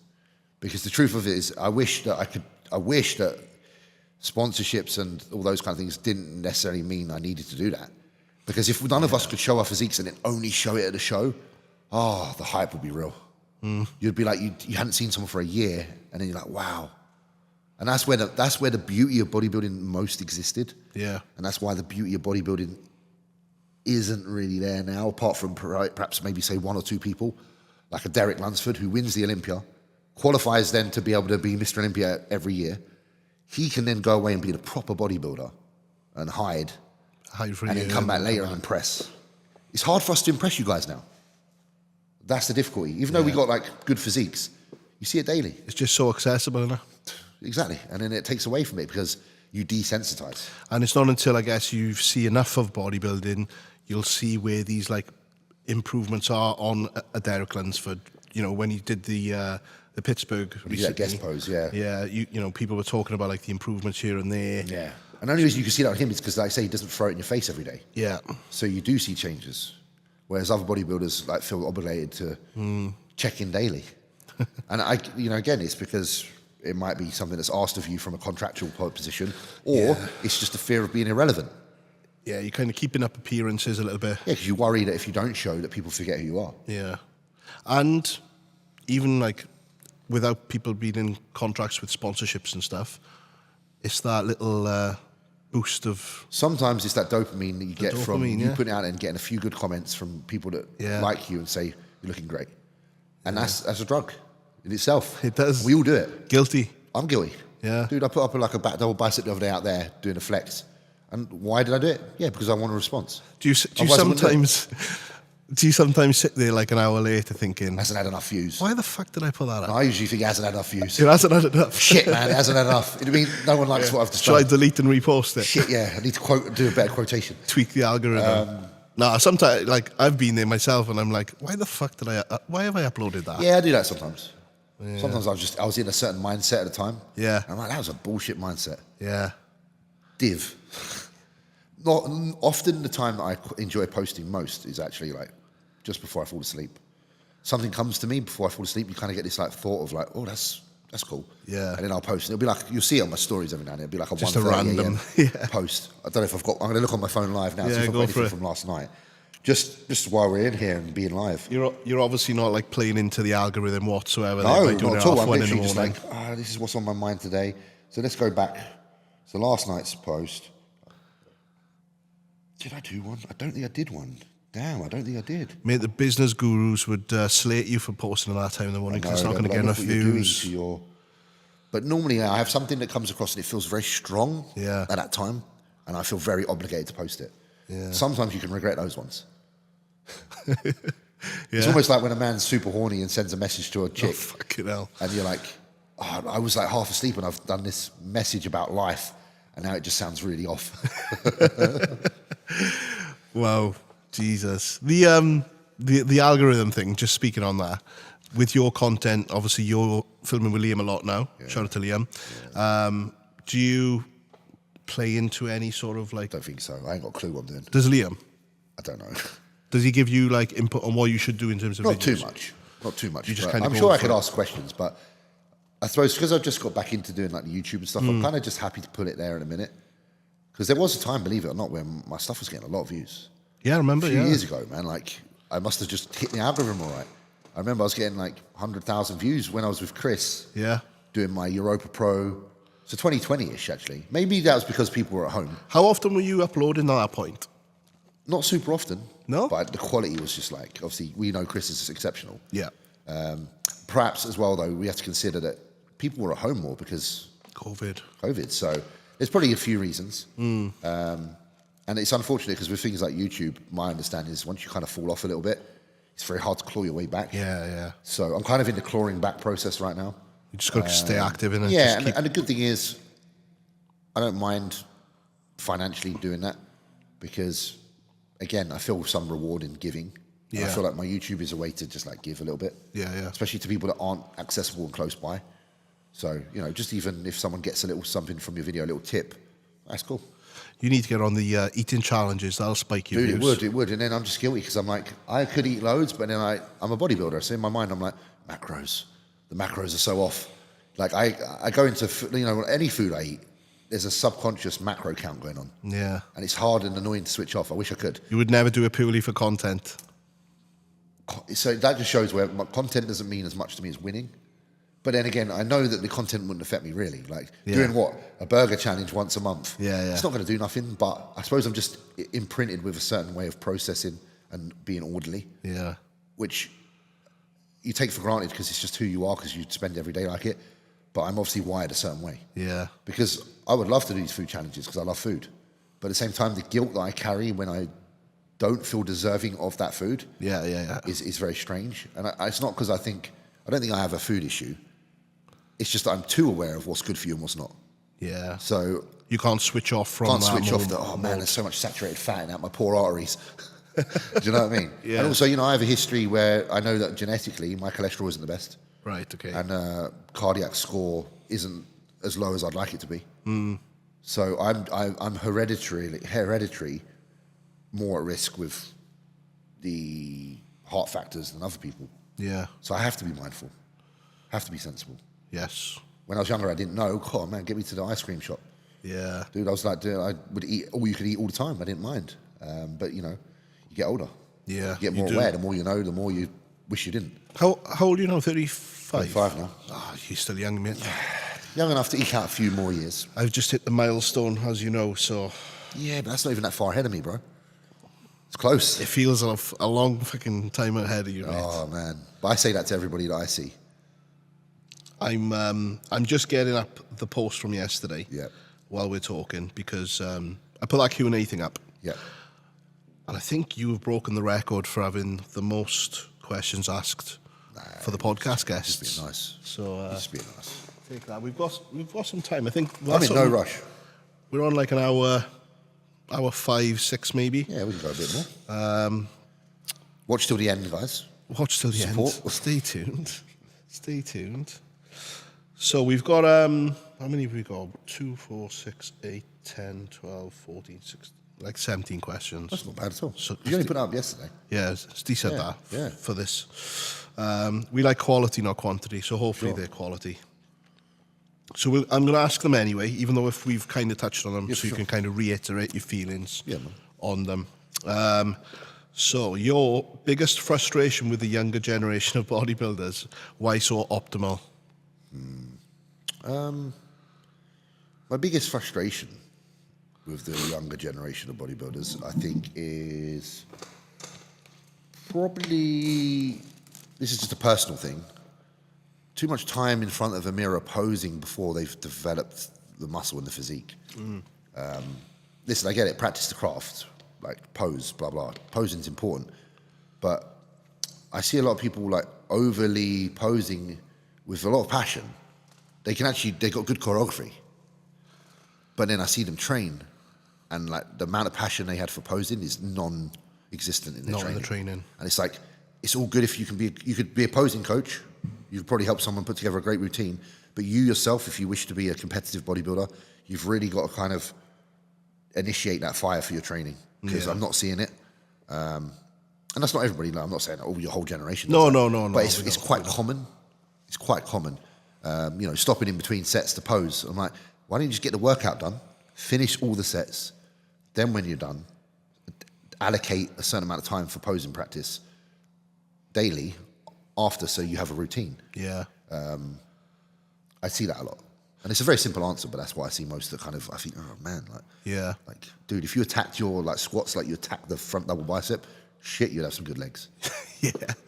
What about the optimal thing? You know, like the optimal thing, I don't really mind because I think it's a phase. Yeah. I think coaches are responsible for that mostly. Yeah. Because the coaches are obviously, they're selling a product. And they have to have something that sounds new, easier, quicker route, the path to being better sooner. And I think that's why the word optimal gets thrown around a lot. And obviously there are some leaders in the industry that genuinely do know what the optimal approach is and do teach that. So there's obviously a miscommunication sometimes because a word has many meanings depending on who spits it out. And it's definitely been like kind of lost in translation. It's just saturated now, isn't it? Yeah, I hate all the vocabulary and terminology we hear in bodybuilding. I hate hearing anabolic load. Yeah. You know, when people talk about how much gear to take, I just think like, why don't you say I take this much gear? Yeah. They're the common phrases. Yeah, for they these really, things, they innit? really just. I might just sound cynical, but it just sounds cheesy. Yeah. Like bodybuilding ain't like there's none of these terms in like football. Let's look, like, before my day and when you were coming up, you were fucking meatheads. No one talked like that. Like, how much 𝘗𝘳𝘰𝘶𝘶𝘥 you taking? Yeah, just how much 𝘗𝘗𝘰𝘶 I'm taking. Yeah. Like, what's your anabolic load? Like, I don't know who first said that. I don't know. Whoever first said that was like, yeah, I'm onto something here. My lord. Yeah, like it's like they've almost patented a term. Whoever it is probably getting like $1 every time someone says it. I don't know. It's just strange. I just I find that really odd. The terminology in today's bodybuilding I find very beat around the bush. Yeah, yeah. Like just say it for what it is. Yeah, you can't even say it's like sexing it up. It doesn't even. It sounds. It's almost, if I was a chick, it'd make me dry. That's how fucking bad it sounds. Honestly, there we go. It's like not sexy. So optimal is not sexy. It's not sexy. Don't believe me. What's sexy is getting a dumbbell and fucking lugging it up and down like Branch Warren and then throwing it on the floor and spitting. That'll get you wet. Just don't spit in my gym. Yeah, that'll get you wet. I think that answers that one. Yeah. Shit. Biggest tip you'd give your younger self when aiming to bulk up? Stick to it, man. Yeah, just stick to it. No matter what? Well, I would add to that obviously you can stick to something, but if it's wrong, then sticking to it's not the right thing to do. So if there's something that I could do right, it's definitely keeping mobility a good. Not mobility. Yeah, it's not mobility because I'm not thinking about. Keep activity at a decent level because it will just facilitate that whole process so much better. Like I've just said facilitate and process. Oh shit! Just chuck optimal and you might. That's the fucking previous question that we've done to me. You're having an influence on me, you young bastards. It will obviously assist in that. Yeah. Like you can only push the food so far till you bottleneck progress because again, like you need some output just to create that demand, help with digestion really. Yeah. When I was younger, I would sit still and eat and then sit still and eat and sit still and eat. And it's like the lack of movement just meant that I wasn't digesting nothing. So push periods or whatever you want to call them would end far sooner than I would want them to because I've basically just shot myself. So now, like, when I'm increasing food, I'm also very wary of how much am I moving that day. Keep a consistent amount of movement. So that's why I walk into town every day. Oh, okay. It's that way of being like, okay, well, I've had a couple of meals, now I'll walk into town, done my movement for the day. I know that that amount of movement and this amount of food go hand in hand. Yeah. And obviously, if the food goes up by 600 calories, even another 50 to 100 calories of movement, which won't shave away what you've just eaten, will still assist well. Will help that. Like, it kind of works, you know, so. Like a well-oiled machine, yeah? Your favourite free weight exercise for each body part? Barbell squat, obviously for legs, when my knee was fine. Love barbell squats. Barbell bench press for chest. Grew up doing that. 1 rep maxes every week. No pec tears. Every week, no pec tears somehow, touch wood. Barbell row. Fucking love barbell row. There's a common theme, yeah? Barbell. It's a fucking barbell. Arms, bro, seated barbell military press. So everything's barbell. Yeah. There's nothing I don't like on a barbell.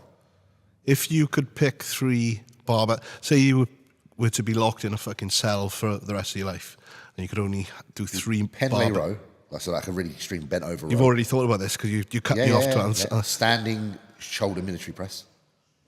Like a squat press though, so I'd use a bit of leg. And then it'd have to be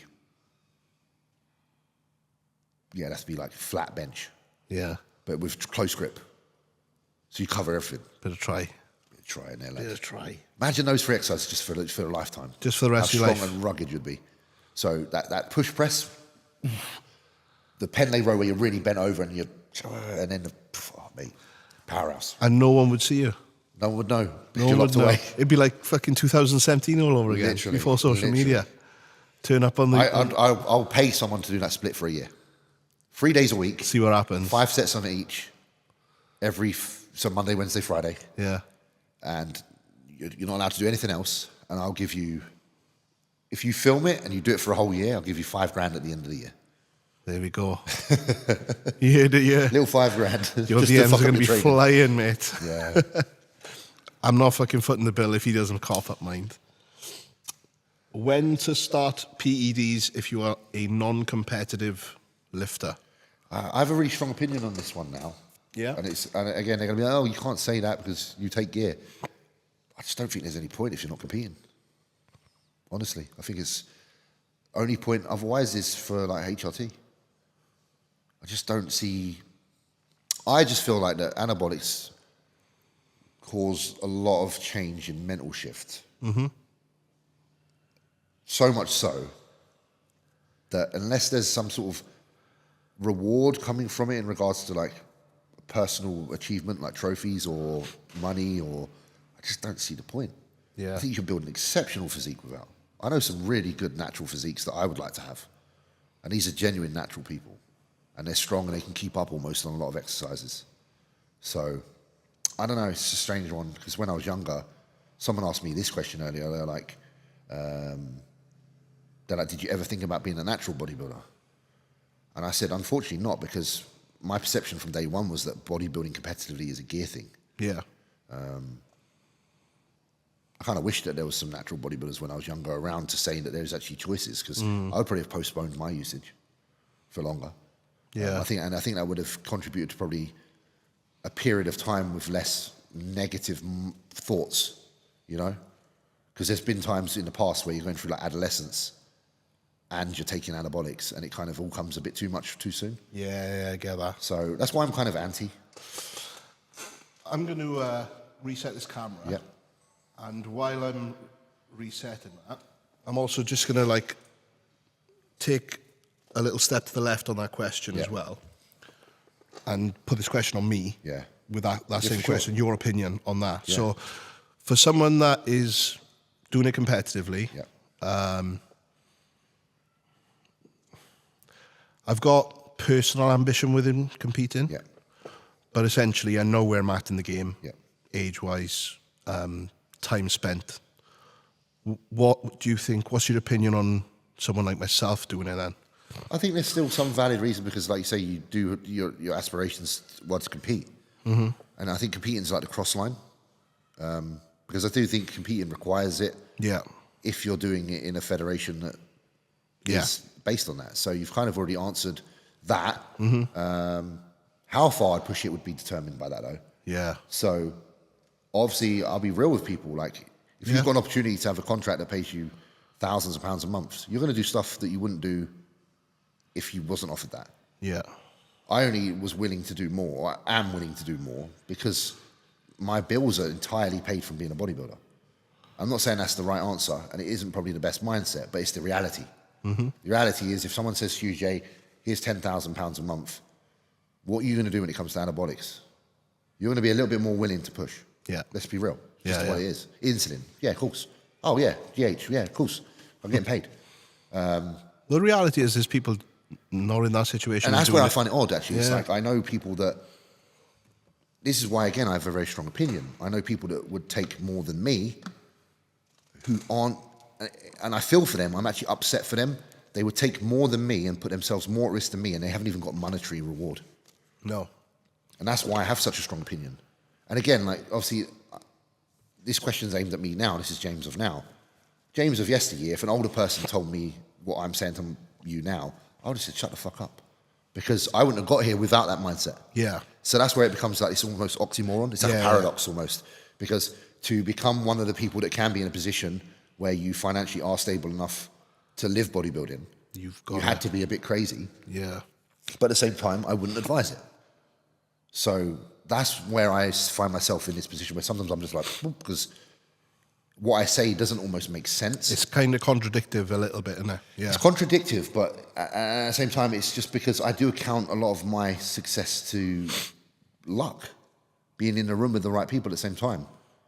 You know, I met Aaron Singerman in 2019 when I did the New York Pro, and I shook his hand, said hello. It's just, he didn't know who I was. I was like, hopefully one day I'll be part of your team. And he like kind of laughed and was like, haha. But a moment like that is a very important moment when you consider what happened after. You know, a year later, I signed with Redcon due to familiarity and Luke introducing me and him already having awareness of me. Yeah. So, like you said earlier, putting yourself out there alongside the effort, they're both really important. So if you're just all effort and all gear, but you've never put yourself in a position to shake hands or create opportunity, you're just digging an early grave. And if I dug an early grave, maybe earlier than it should be. But my ambitions in my life were to provide. Yeah. However long my life be, that's a different thing. But now, you know, I plan to provide for Yannicka. She has a home. If I was gone tomorrow, she has the gym, you know, my half. So, I don't know. Again, it's really tough to talk from a position of change versus your younger self. Yeah. But again, I can only speak what I think in the moment of now because I'm only existing in the now. Yeah, of course. Because then I could say, don't listen to me because you could be where I am. Yeah. Yeah. Because I said this even to someone, I spoke to Martin Fitzwater, just really briefly, and I'm like, the world is your oyster. But you can see because he has that potential to be the best. Yeah. So I encourage someone like him to go the whole way. I'm like, do it, like go the whole way. Sometimes I feel bad when there's a young person who comes to me who I don't see necessarily the potential in. And I feel like I can't condone what they do. Yeah, you can't. I can't say, yeah, you're doing the right thing, because I don't think you are. Yeah. And that's just your moral standpoint. Yeah, But then at the same time, it's funny because when I was younger, my gym owner even kind of spoke to me like that because there was a year where I didn't win a show. He's like, maybe you should reconsider. Right, and I didn't listen. So take with that as you will. Yeah. You're either going to listen to me right now and it's going to help you, or you're not going to listen to me and it's going to help you. Ultimately, it's going to come down to whatever you want to do. Yeah. But you being conscious enough of doing it the right, safest way possible. Absolutely. And just being aware of where you're at in the game, like with myself, you know? Yeah. I'm fucking 40. I'm aware as well, like with myself. Yeah. I'm like, I have to be aware. We all have to consider where are we currently, what do we have left in us, because we want a quality of life from this point forward as well. Yeah, of course. Yeah. So you don't want to basically burn that candle at both ends. And that takes consideration. Yeah. So consider everything really, guys. Like sit down and don't rush your decisions. Decisions take time. It doesn't mean you make a decision now because you're impatient. It just means, you know, you can ponder a decision for a week, 2 weeks, 3 weeks. An answer doesn't have to be found immediately. Yeah. So if you sit on it and you keep thinking about it, you will come up with the right. You're going to come up with the right answer. I think you will. I know some people would argue otherwise, but for safety's sake, a little bit of longer thought process behind something normally finds the right answer. I do the same thing with Jordans. If a new pair of Jordans come out, I'm like, 280 quid. Yeah. I'll sit on that for 2 months. And then if you still want them in 2 weeks' time, then I'm going to get them. Then you're going to get them. Yeah. So there we go. Take from now where you will. Yeah. Who gave you the nickname The Shed? Mostly, it was really Luke, to be fair, but it was because of a mess up of Dave Palumbo. So Dave Palumbo, all the Americans, they read my name. So my name's obviously spelled HOLL-ING-SHEAD. The key is that it ends on the G, and then you obviously have the head at the end. So it's it ends on the S. S, yeah. I got it wrong myself. So it's Hollingshead. They stopped on the G, didn't they? Stopped on the G, Hollingshead. So he kept calling me that, and Luke just obviously had a crack in humour and found everything funny. Yeah. Like he's just pissing himself when someone keeps repeating my name wrong. Hollingshead. And he encourages it. Yeah. So keep calling him that. And then because of that, Luke was like, we should just call you the Shed anyway. Because, you know, like, taking the piss again, sheds are big. Shed's made of fucking wood, mate. Like, it's a piece of shit, really. But he just knew that we had good banter together, so he was just like playing, he was just being a typical mate. Yeah. Winding me up. Getting me to believe in the word, like, yeah, Shed, sick. And then just privately laughing to himself. But it stuck. Yeah. It's stuck, and I'm kind of happy it's stuck because it's something that he parted with. Gives you, well, obviously It's a bit of a gift. Shout out to Luke. You can just about see him in the backdrop Yeah, with the literally. mural as well. We've got the big mural. But yeah, it's like it's a bit of an ode to Luke. You know, that's stuck. It's always a nod to Luke now. Yeah. Like when anyone calls me Shed, then I get a little bit of joy knowing that my friend that's no longer on this world left me a little something. Yeah. You know. Yeah. Yeah, it's cool, man, and it helps in terms of branding as well. Oh, dude, like that's like when I had the 𝘗𝘗𝘰𝘶𝘥𝘭𝘺 t-shirt. Me and him come up with that. Yeah. So we were like, yeah, do a 𝘗𝘗𝘰𝘶 t-shirt and just have it as wood. So it just looked like this. Yeah. He's like, it's sick. And we put it to Aaron, and Aaron loved it. And that t-shirt was a popular t-shirt. I remember it dropping. Dude, 𝘗𝘗𝘰𝘶 t-shirt. That's like, if you still got one of them, hold on to it. That's a rare piece. I loved that t-shirt. That was probably the best thing about being with 𝘗𝘗𝘰𝘶. Was that we had the 𝘗𝘗𝘰𝘶 t-shirt, yeah. No Brilliant. salary, anything, it's the t-shirt. Nothing to do with anything else. Like, he had his really cool 𝘗𝘗𝘁 t-shirt with this big character on it. Yeah. And then mine was just wood paneling, 𝘗𝘗𝘰𝘶. But it was brilliant. It was Original. something that we as friends kind of laughed about and created together. So, Yeah. yeah. That's sick, mate. That's very sick. I think about Luke a lot. Obviously you've done a lot of podcasts, and I didn't want to talk about like the same things that James has talked about on other podcasts, because not only have I seen him do it on other podcasts, but I've also filmed you for your own YouTube talking about we've it. done all that. So I didn't want to kind of go over the same topics, but like obviously with Luke being there and stuff, what's the the thoughts and energy towards that now and your mum? Like, do you still kind of draw on that in times, or is it at the moment it's kind of difficult to do that? I think simply put, it's a familiarity thing for me. It's almost just like just nice to have some. It's like, it sounds weird, but like having your cat in the room with you. You're not talking to your cat, but it's in the room and you know it's safe. You're like, the cat's in the room with me. When I come to the gym, I just know Luke's in it. So it's like, it's not even that I need to go, I've got to draw inspiration from a set, I'm going to look at Luke's mural or any of that shit. I just know that if I want to be around Luke, it's there. Then I have it in my gym.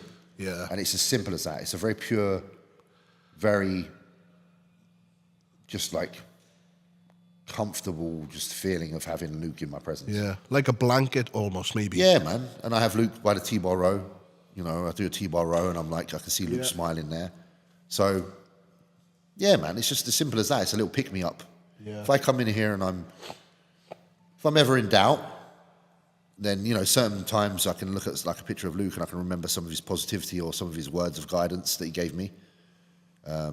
He was very much, I don't know if he was a believer in me or just a really good friend. Either way, it didn't matter.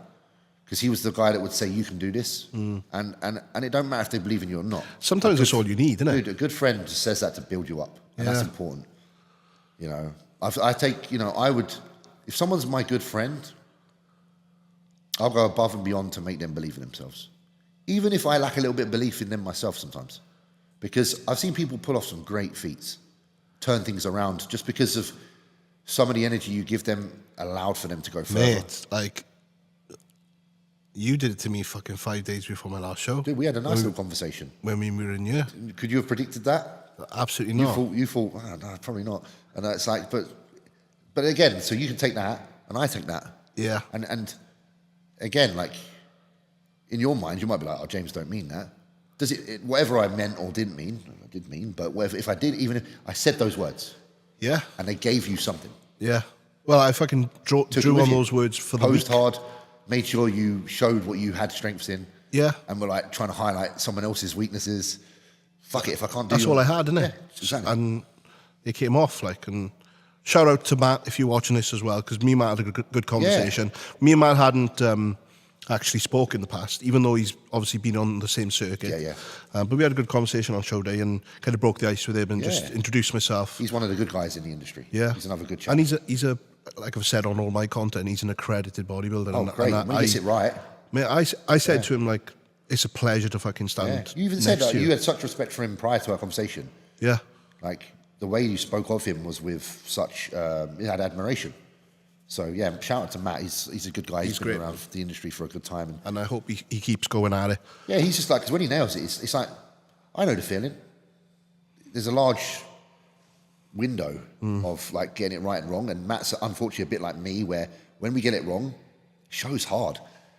Some people can get a little bit wrong and still look really good, like a Dean White. Yeah. Like I with Dean, if he came on stage and wasn't quite his best, I'd still look at him and be like, he's phenomenal. Yeah, yeah. Where someone like me and Matt, when we're off, oh fuck this shit, and he knows the feeling because I feel that way about myself. Yeah. So you know, it's just bodybuilding. Yeah, it is, man. It is. Off on a tangent there. It's all right. That was off the nickname one, wasn't it? Yeah, literally. Biggest bodybuilding influence and why? Personally, I go back to Steve Avery, just because personally he introduced me to the world as I know it, or as I wanted to know it, like the hardcore. I don't know, when I was around Steve, I felt like normal life didn't exist, and the bodybuilding was entirely my life. That was it. I was really consumed in a good way, like fun. Like it just felt like my existence on this earth was to be a bodybuilder. He just made it so cool, like old school. I enjoyed every moment of being around that guy. Yeah. Training at Muscle Works on a weekend, training legs till I was sick.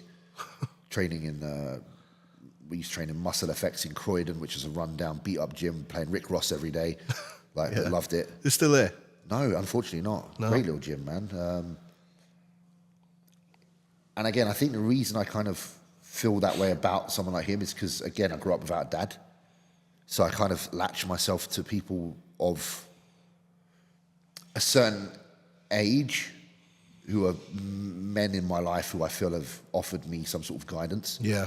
I always get like this strong, I either get like a really strong pull to them, which is probably too strong, but it's an emotional thing. It's almost like in response to having no dad around. Yeah. You kind of latch a little bit. So I've always had this real love for that guy. And I still do to this day. He was actually here the other day. It was brilliant to catch up. Yeah, I love Steve. And there's been a few, like Patrick, I felt that way about as well. Yeah. I think Patrick's fantastic. Like, Yeah, it seems like you've got like a level of respect for Patrick whenever you talk about him. Yeah, like I honestly look at him like an uncle. We've had some like really good conversations about life. You know, Patrick's, again, I highlight without going into too much detail, but you know, Patrick lost a mum. I lost a mum. We had some really lovely, important talks. Yeah. I'll value them forever. And I know he values them as well. And that's why, you know, I still hold him in such high regard, and I think he's a fantastic person. But Steve's the first guy that kind of done that for me, so I have to give him a shout, because he's just a brilliant guy. Yeah.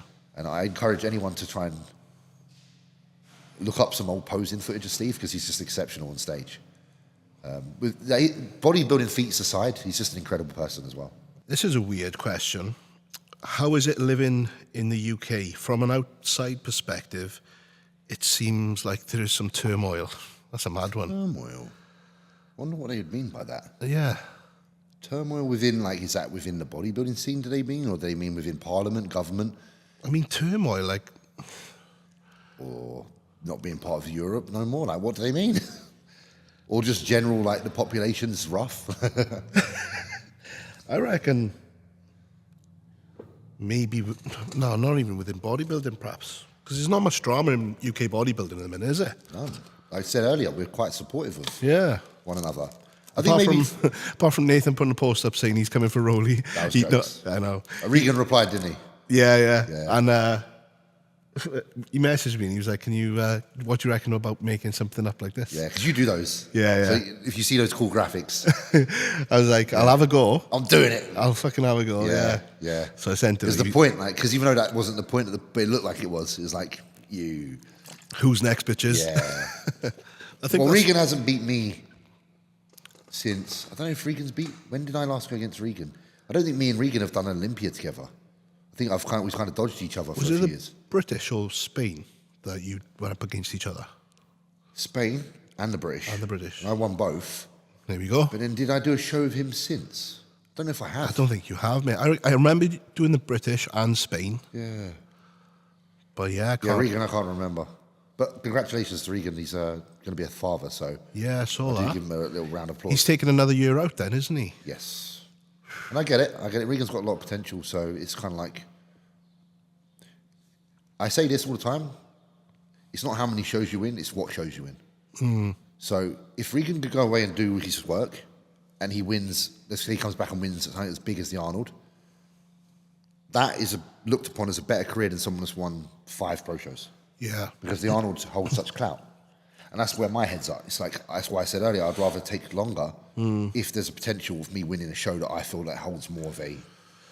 It's just about coming back and making sure you've improved in that time. Because obviously we've just seen Quint just get hammered. No, isn't it? Because like you say, on stage is the only time you find out. Yeah. And I think with Quint, I think that's just a case of dieting a little bit too hard towards the end. Just a few more weeks. Yeah, I think if maybe 3 or so weeks less intensive, maybe prep, it would have held on to a bit more of what he had. Yeah. There's no way he didn't put muscle on. Oh, no.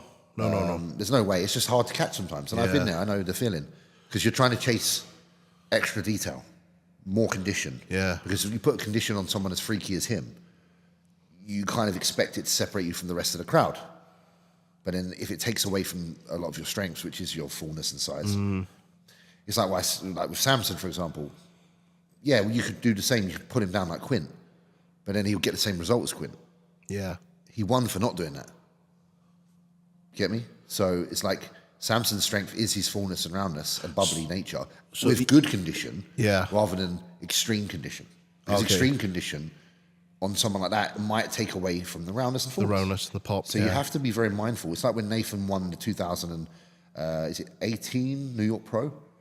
I'm not sure what year, but yeah. He was his biggest he'd ever been. And he was lean, but he wasn't as crisp as other shows. But it paid off because he had that extra pop. Yeah. Which made Juan, whose upper body is crazy, actually not look as big. Right. So it's very show dependent. And I just think, unfortunately for Quint in this show, it made him look streamlined. And you're against Nick Walker, who is rock hard, but also huge. So maybe it's just a case of learning the body and knowing when to scale off a little bit. Yeah. But this will happen in people's bodybuilding. Listen, guys, you're going to make mistakes. It happens. Yeah. He's going again this weekend? Yeah, but who's coaching him now? Because he's not with Matt, from my understanding.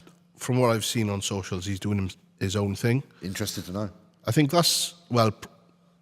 What are you doing the last few... He's friends with Dorian. Yeah, Dorian will keep an eye on him probably, and then... Because Dorian's preparing Hassan. Is he? I saw him tag Dorian. So I'm wondering if he's actually now coaching Hassan Mustafa. It's so interesting with this industry, like how everyone tries a different coach, and I get it because I do it as well. Like it's part of like the fun. And I've seen some other changes going on with coaches right now, but I just can't remember off the top of my head. Yeah, this is a hard one. But I don't really have a strong opinion on that. I'm kind of like each their own. If you want to do one show with one coach, and you like, okay, I want to try something else. Yeah, you're entitled to do so. You don't have to be pinned to a coach for your life. Yeah, like especially if you're not someone that treats it like a relationship, because some do. Some are like, oh, it's like, you know, we're best buddies, blah, blah, blah. Yeah. I very rarely feel that way. I normally become friends with them, but I become friends with them with the expectancy that if we don't work together anymore, that I can still be friends with them because they're my friend. Yeah. So it just depends on how they approach. Yeah, it's just the relationship, isn't it? Yes. Whether the bridge gets burnt. It's whether sometimes the coach feels that they've been spited. Yeah.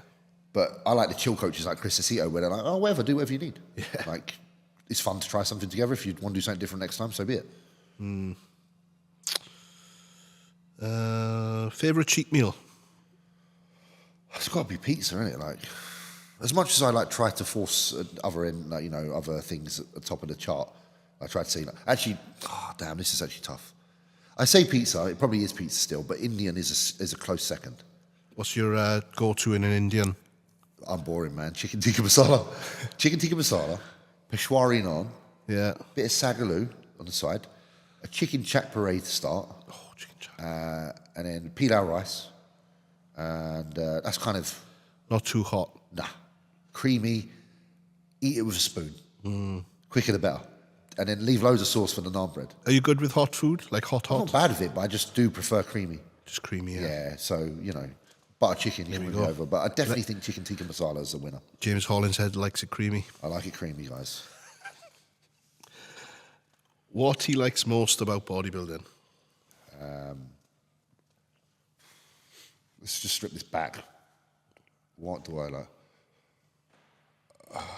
I can sense a deep answer coming because his eyes are closed. Yeah, I wouldn't say it's like anything necessarily deep, but it's just direction. Because I can again speak from the past that when I was trying to find direction as a younger person. I found it very difficult to find that one thing that would keep me attracted to it for a period of time, that it became more than just a fleeting hobby. Yeah. And I am, you know, if you were to write on paper, what are you? Like, if you were to define yourself by one word, like what your existence is, it'd be foolish of me to say I'm anything really but a bodybuilder, because I am a bodybuilder. And we don't like to admit it sometimes, because we want to be multifaceted, and we want to be like someone that has more to offer. But the truth of it, if you were to cut my arm and look at the colour of my blood, and if you were able to do a blood type, bodybuilder would be the blood type. Yeah. So it's that direction, man. Direction. I would have had none without. Would have been just like still figuring it out. Yeah. Probably never would have figured anything out. And everything I have, I can attest to being along that. It's from bodybuilding, right? Yeah. Like, it's the tree to my branches, isn't it? Yeah. You know, all the branches are cool, but the tree was the bodybuilding. It's opened all those doors. Yeah. Contracts, travel, friendships, opportunities, gym. Stems from that. Do you know how many people like in the industry now would, like, how much they would love to be in that position? I know, and that's why I have to remind myself. Because they're like, obviously we spoke about it, like, you know, putting the physique updates up, forcing themselves to be a bodybuilder when they're not really about it. But then yourself, who's a pro, competing at the highest level, has gym, and obviously it's all earned, but like that's everyone's dream. It's pretty crazy. It's probably like the dream, innit? For most of the people that will watch this podcast, it's the dream. Owning a gym and being an Olympia level bodybuilder with a good contract. If you were to write down paper to someone, they would jump. It's the lottery win. They would jump off a cliff. Yeah. With, you know, with a 99% chance of hitting the rock, just for that 1% opportunity to be in my position. Yeah. And I have to remind myself of that. And it is easy to get lost in what don't I have or what have I not done, because I'm just that way programmed. And I am, unfortunately, someone that's does look at the glass half full quite a lot. But that's why I've got quite ambitious. That makes you... It created the ambition. Yeah. It created the desire to want more. I would absolutely understand if someone in my position was complacent and chill, because it's a great position. I know it's a great... it'd be a lie to say that the position I'm in is not great. I can get up every day. I go to the gym. I train. I check on the staff. I make sure everything's going all right here. I train. I go home. I walk into town. I have a coffee. I have all the time in the world by myself to ponder. But I did put up a post the other day as well, explaining that my life right now is really good. Yes, it is. But it was at the cost of many, many years of not having any choice. Yeah. The only choice I had in the younger years was put the effort in, put the effort in, put the effort in, put the effort in, lose, put the effort in, still lose, put the effort in, put the effort in, win. That's one win. It's not good enough. Keep going, keep going, keep going, keep going. And that's all it was. And it's created this position now. But again, I say again, a lot of it is luck as well. Because victories aren't enough to carry you to this position.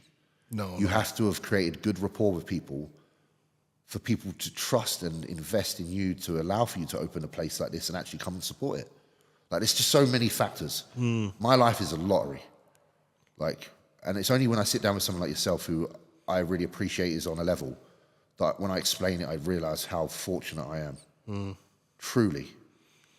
Like, if I died tomorrow, I have had a good life. And again, I get emotional. I don't know why. Stop. It's weird, isn't it? It's like, it's just this whole... Yeah. Because I don't really take a sit back and think about everything. Because I'm so focused on tomorrow. Yeah. Like, what can I do else? But, you know, no dad, single parent, left school early, used to smoke weed, get drunk at school, have fights. I was in the police station most weekends. No GCSEs. Used to box because I felt that I had to box because I had to fight, because I felt like fighting was the only way in life to protect yourself. Running the roads, the streets at like midnight, just for cardiovascular fitness, to train myself to be fit, because I just felt like I needed an outlet. And then finding like the gym, and then bodybuilding, and then making a lot of mistakes, taking gear really young, getting aggressive, falling out of relationships, being hurt, losing shows, winning shows. Like, life's just this big amalgamation of everything that's led to the point you're at now, with good, bad, ugly, everything in between, things you deserved, things you didn't deserve, luck, lack of luck, birth, death, new relationships, faded relationships. Oh man, like, life is just crazy. It's a fucking movie. You could put that. It really is. Put that in a movie, isn't it? 2015, the year after I won the British, and I lost my mind and decided to go to Africa, climb a mountain. It's like, put it in a film, bro. Everything was done just because it's you just trying to deal with your life in that moment. And you can't think too far ahead, man. Like, whatever you need to do today to survive to tomorrow, you've got to do. That's one thing I will say. And if it means you have to go completely 180 for a short period of time, like you did, taken away from bodybuilding, trying to force yourself out, you've got to do it at a time, because that's what's led you down to be able to still be here today. Like, yeah. I suppose that's the only thing I can really say. Is like, if you wake up tomorrow and super impulsed to like have to create some sort of change, if you don't do it, you'll never know where you're meant to be, because sometimes you just got to do stuff to figure it out.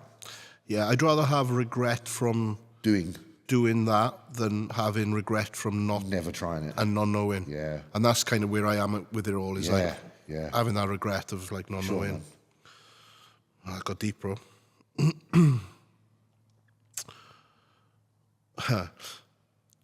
Did you see I did a seminar down my place with Nathan? Yeah. So I've put the feelers out there about another one, and I said I might try and get yourself down. So someone's asked, when is James coming to Planet for a seminar?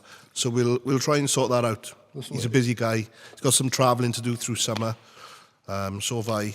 So we'll try and get something hashed out. I'm very keen to do stuff. Like, I enjoy it. Like, again, that aspect of this whole industry is something I really enjoy. Yeah. Especially if I'm around people that I connect with, and I connect with you very well. So I'd be more than like, honoured to share space and time with you in a room.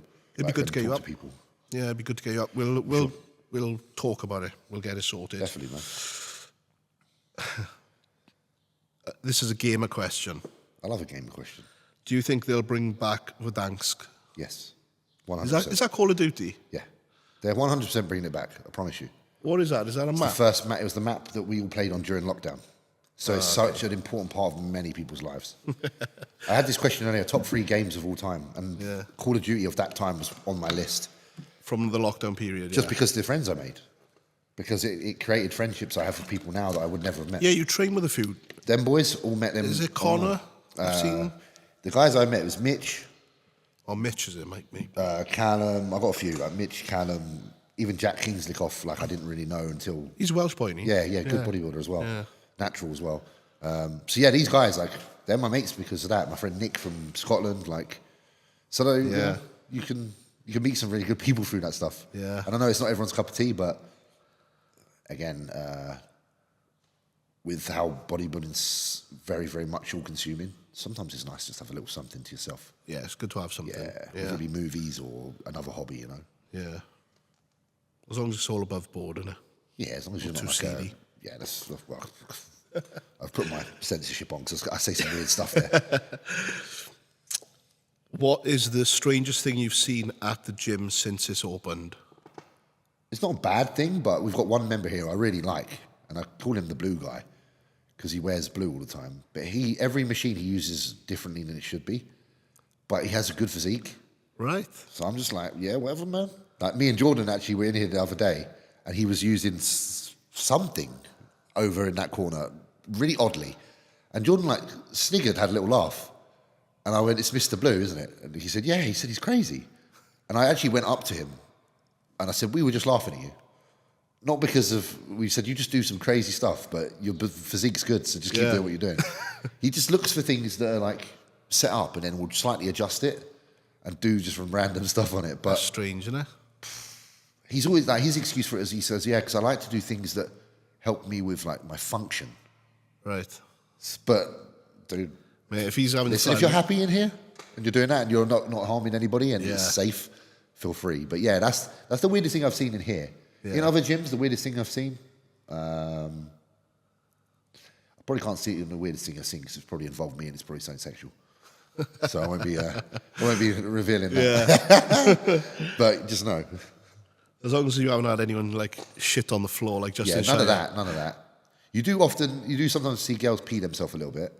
Yeah. It's a known thing in like powerlifting. It's not me targeting anyone, but obviously when girls deadlift really heavy, pelvic floor, a little bit of pee comes out sometimes. Mate, it is what it is. It happens to us older gentlemen as well. Even the men sometimes. I did shit my pants once myself when I was younger. Yeah. Yeah. I didn't shit my pants, but I kind of farted and there was spray. There was not out and about. In training? Internally, there was spray. Doing training, was it? Yeah, I was doing deadlifts in pinks back in like the 2000s. Yeah. I was a young lad and I must have had a pre-workout, stomach was rumbling. Probably not the best day to do deadlifts. Yeah. And I had to throw my boxer shorts away and put the shorts back on. What's the biggest thing you've learned from opening the gym? Or owning the gym, rather?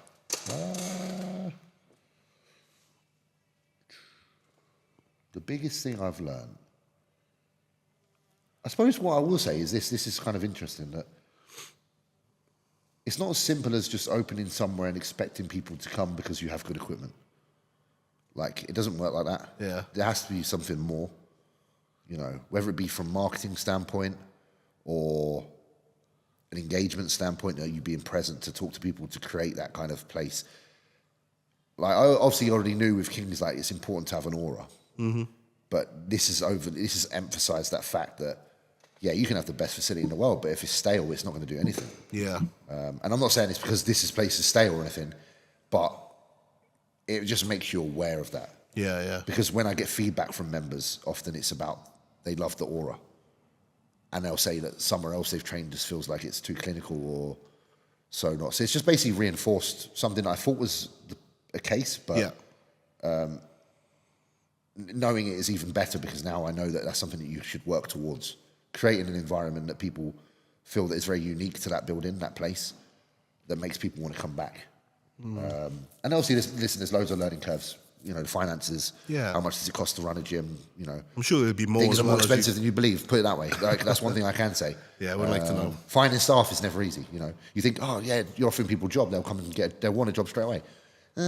People are quite picky with their hours. You know, oh, I want to do this. Oh, I can't do that. You know, so there's a lot of things you have to kind of like iron out. Yeah. And I'm just very fortunate. 𝘗𝘗𝘗 runs all of our kind of like admin, and she's in charge of the staff. Mm-hmm. So fortunately for me and Jordan, we can kind of focus on our other endeavours at the same time. Yeah. So it's really important to have a good manager. Yeah, it's a good team, that. Solid team. Like, she does fantastic, honestly. A lot of her work isn't seen because you don't see what she's doing when she's on a computer or when she's writing the rota or when she's configuring, you know, what we can spend on, you know, product versus how much are we taking in. You know, how many members have we got? Are we making enough to pay the rent? Like, that's all on her. So I just want to give her a shout out for that, really, because me and Jordan, if we had to like look at all that, we'd just be like, what the fuck? Yeah, you need someone in place that's gonna for sure. You need the 𝘗𝘗𝘗𝘗. Obviously, 𝘗𝘗𝘗𝘗, unfortunately, was you know, financial risk is her master's is in financial risk. So when it comes to like understanding financial, whether it be, you know, how much to invest or how much to spend versus not spend, how much should be left in the kitty at the end of the day, that's something that she's trained to do. That's her bread and butter. Yeah, so it's good for us to have that in place. Spot on that.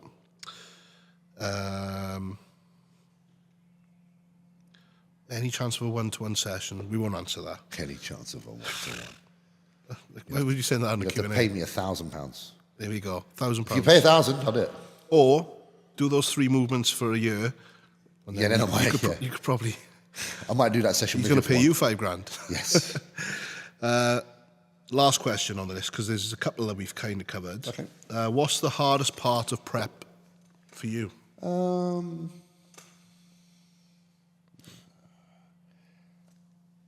Feeling good enough.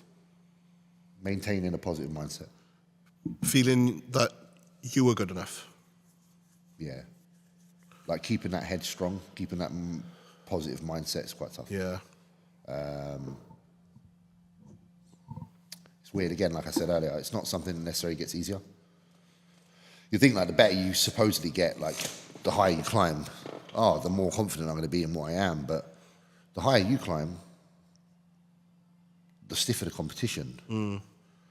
You know, and when that's the case, you ask yourself, what if I'm actually not as good as last time, but I've gone into a harder competition? Then the gap's even bigger. Yeah. Then the fall from grace is even further. And these things, they're on your mind. They're always on your mind. So it's very difficult to train yourself to be someone that just has your head on a target rather than feel like the target. Okay, yeah. I find. That's where, like, I think a good coach... I was going to say that's where Steph will come into play. Yeah, I think like a good coach that feeds your positive side can deter you from focusing on the negative side. And that's where I think I've struggled maybe the last few preps because I've kind of done my own. So therefore, when I am feeling that way, it's just sheer willpower fighting it. I'm not actually...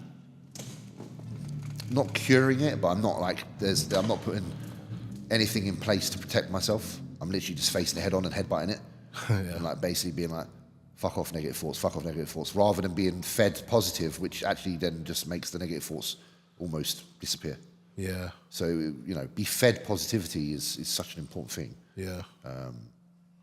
And I've seen, you know, I had that, you know, with Patrick, for example, always uplift me when I felt like I wasn't good enough, to the point where I would no longer ever feel like I'm not good enough, because I'd spent so much time feeling positive that it wasn't even possible to entertain negative thoughts. Yeah, it's a good spot to be in. They bleed out after a while. You know, they're no longer there. Yeah. You can get rid of them, but it's a choice of environment and a choice of who you put yourself around. And that's the only thing I find really difficult sometimes, if I haven't put in play something to counter that. Yeah. Managing your own headspace. You know that feeling as well. Yeah, I do. And that's, again, comes down to your coach. Yeah. Callum's had my back massively. Yeah. And, you know, even just outside of that as well, the missus, Yeah, for sure. massive, like the rock, as I call her. So, yeah, it's the people around you. And that feeling you get from a coach there, that's kind of the feeling I was explaining today that I get from talking to a stranger, but just on a bodybuilding specific thing.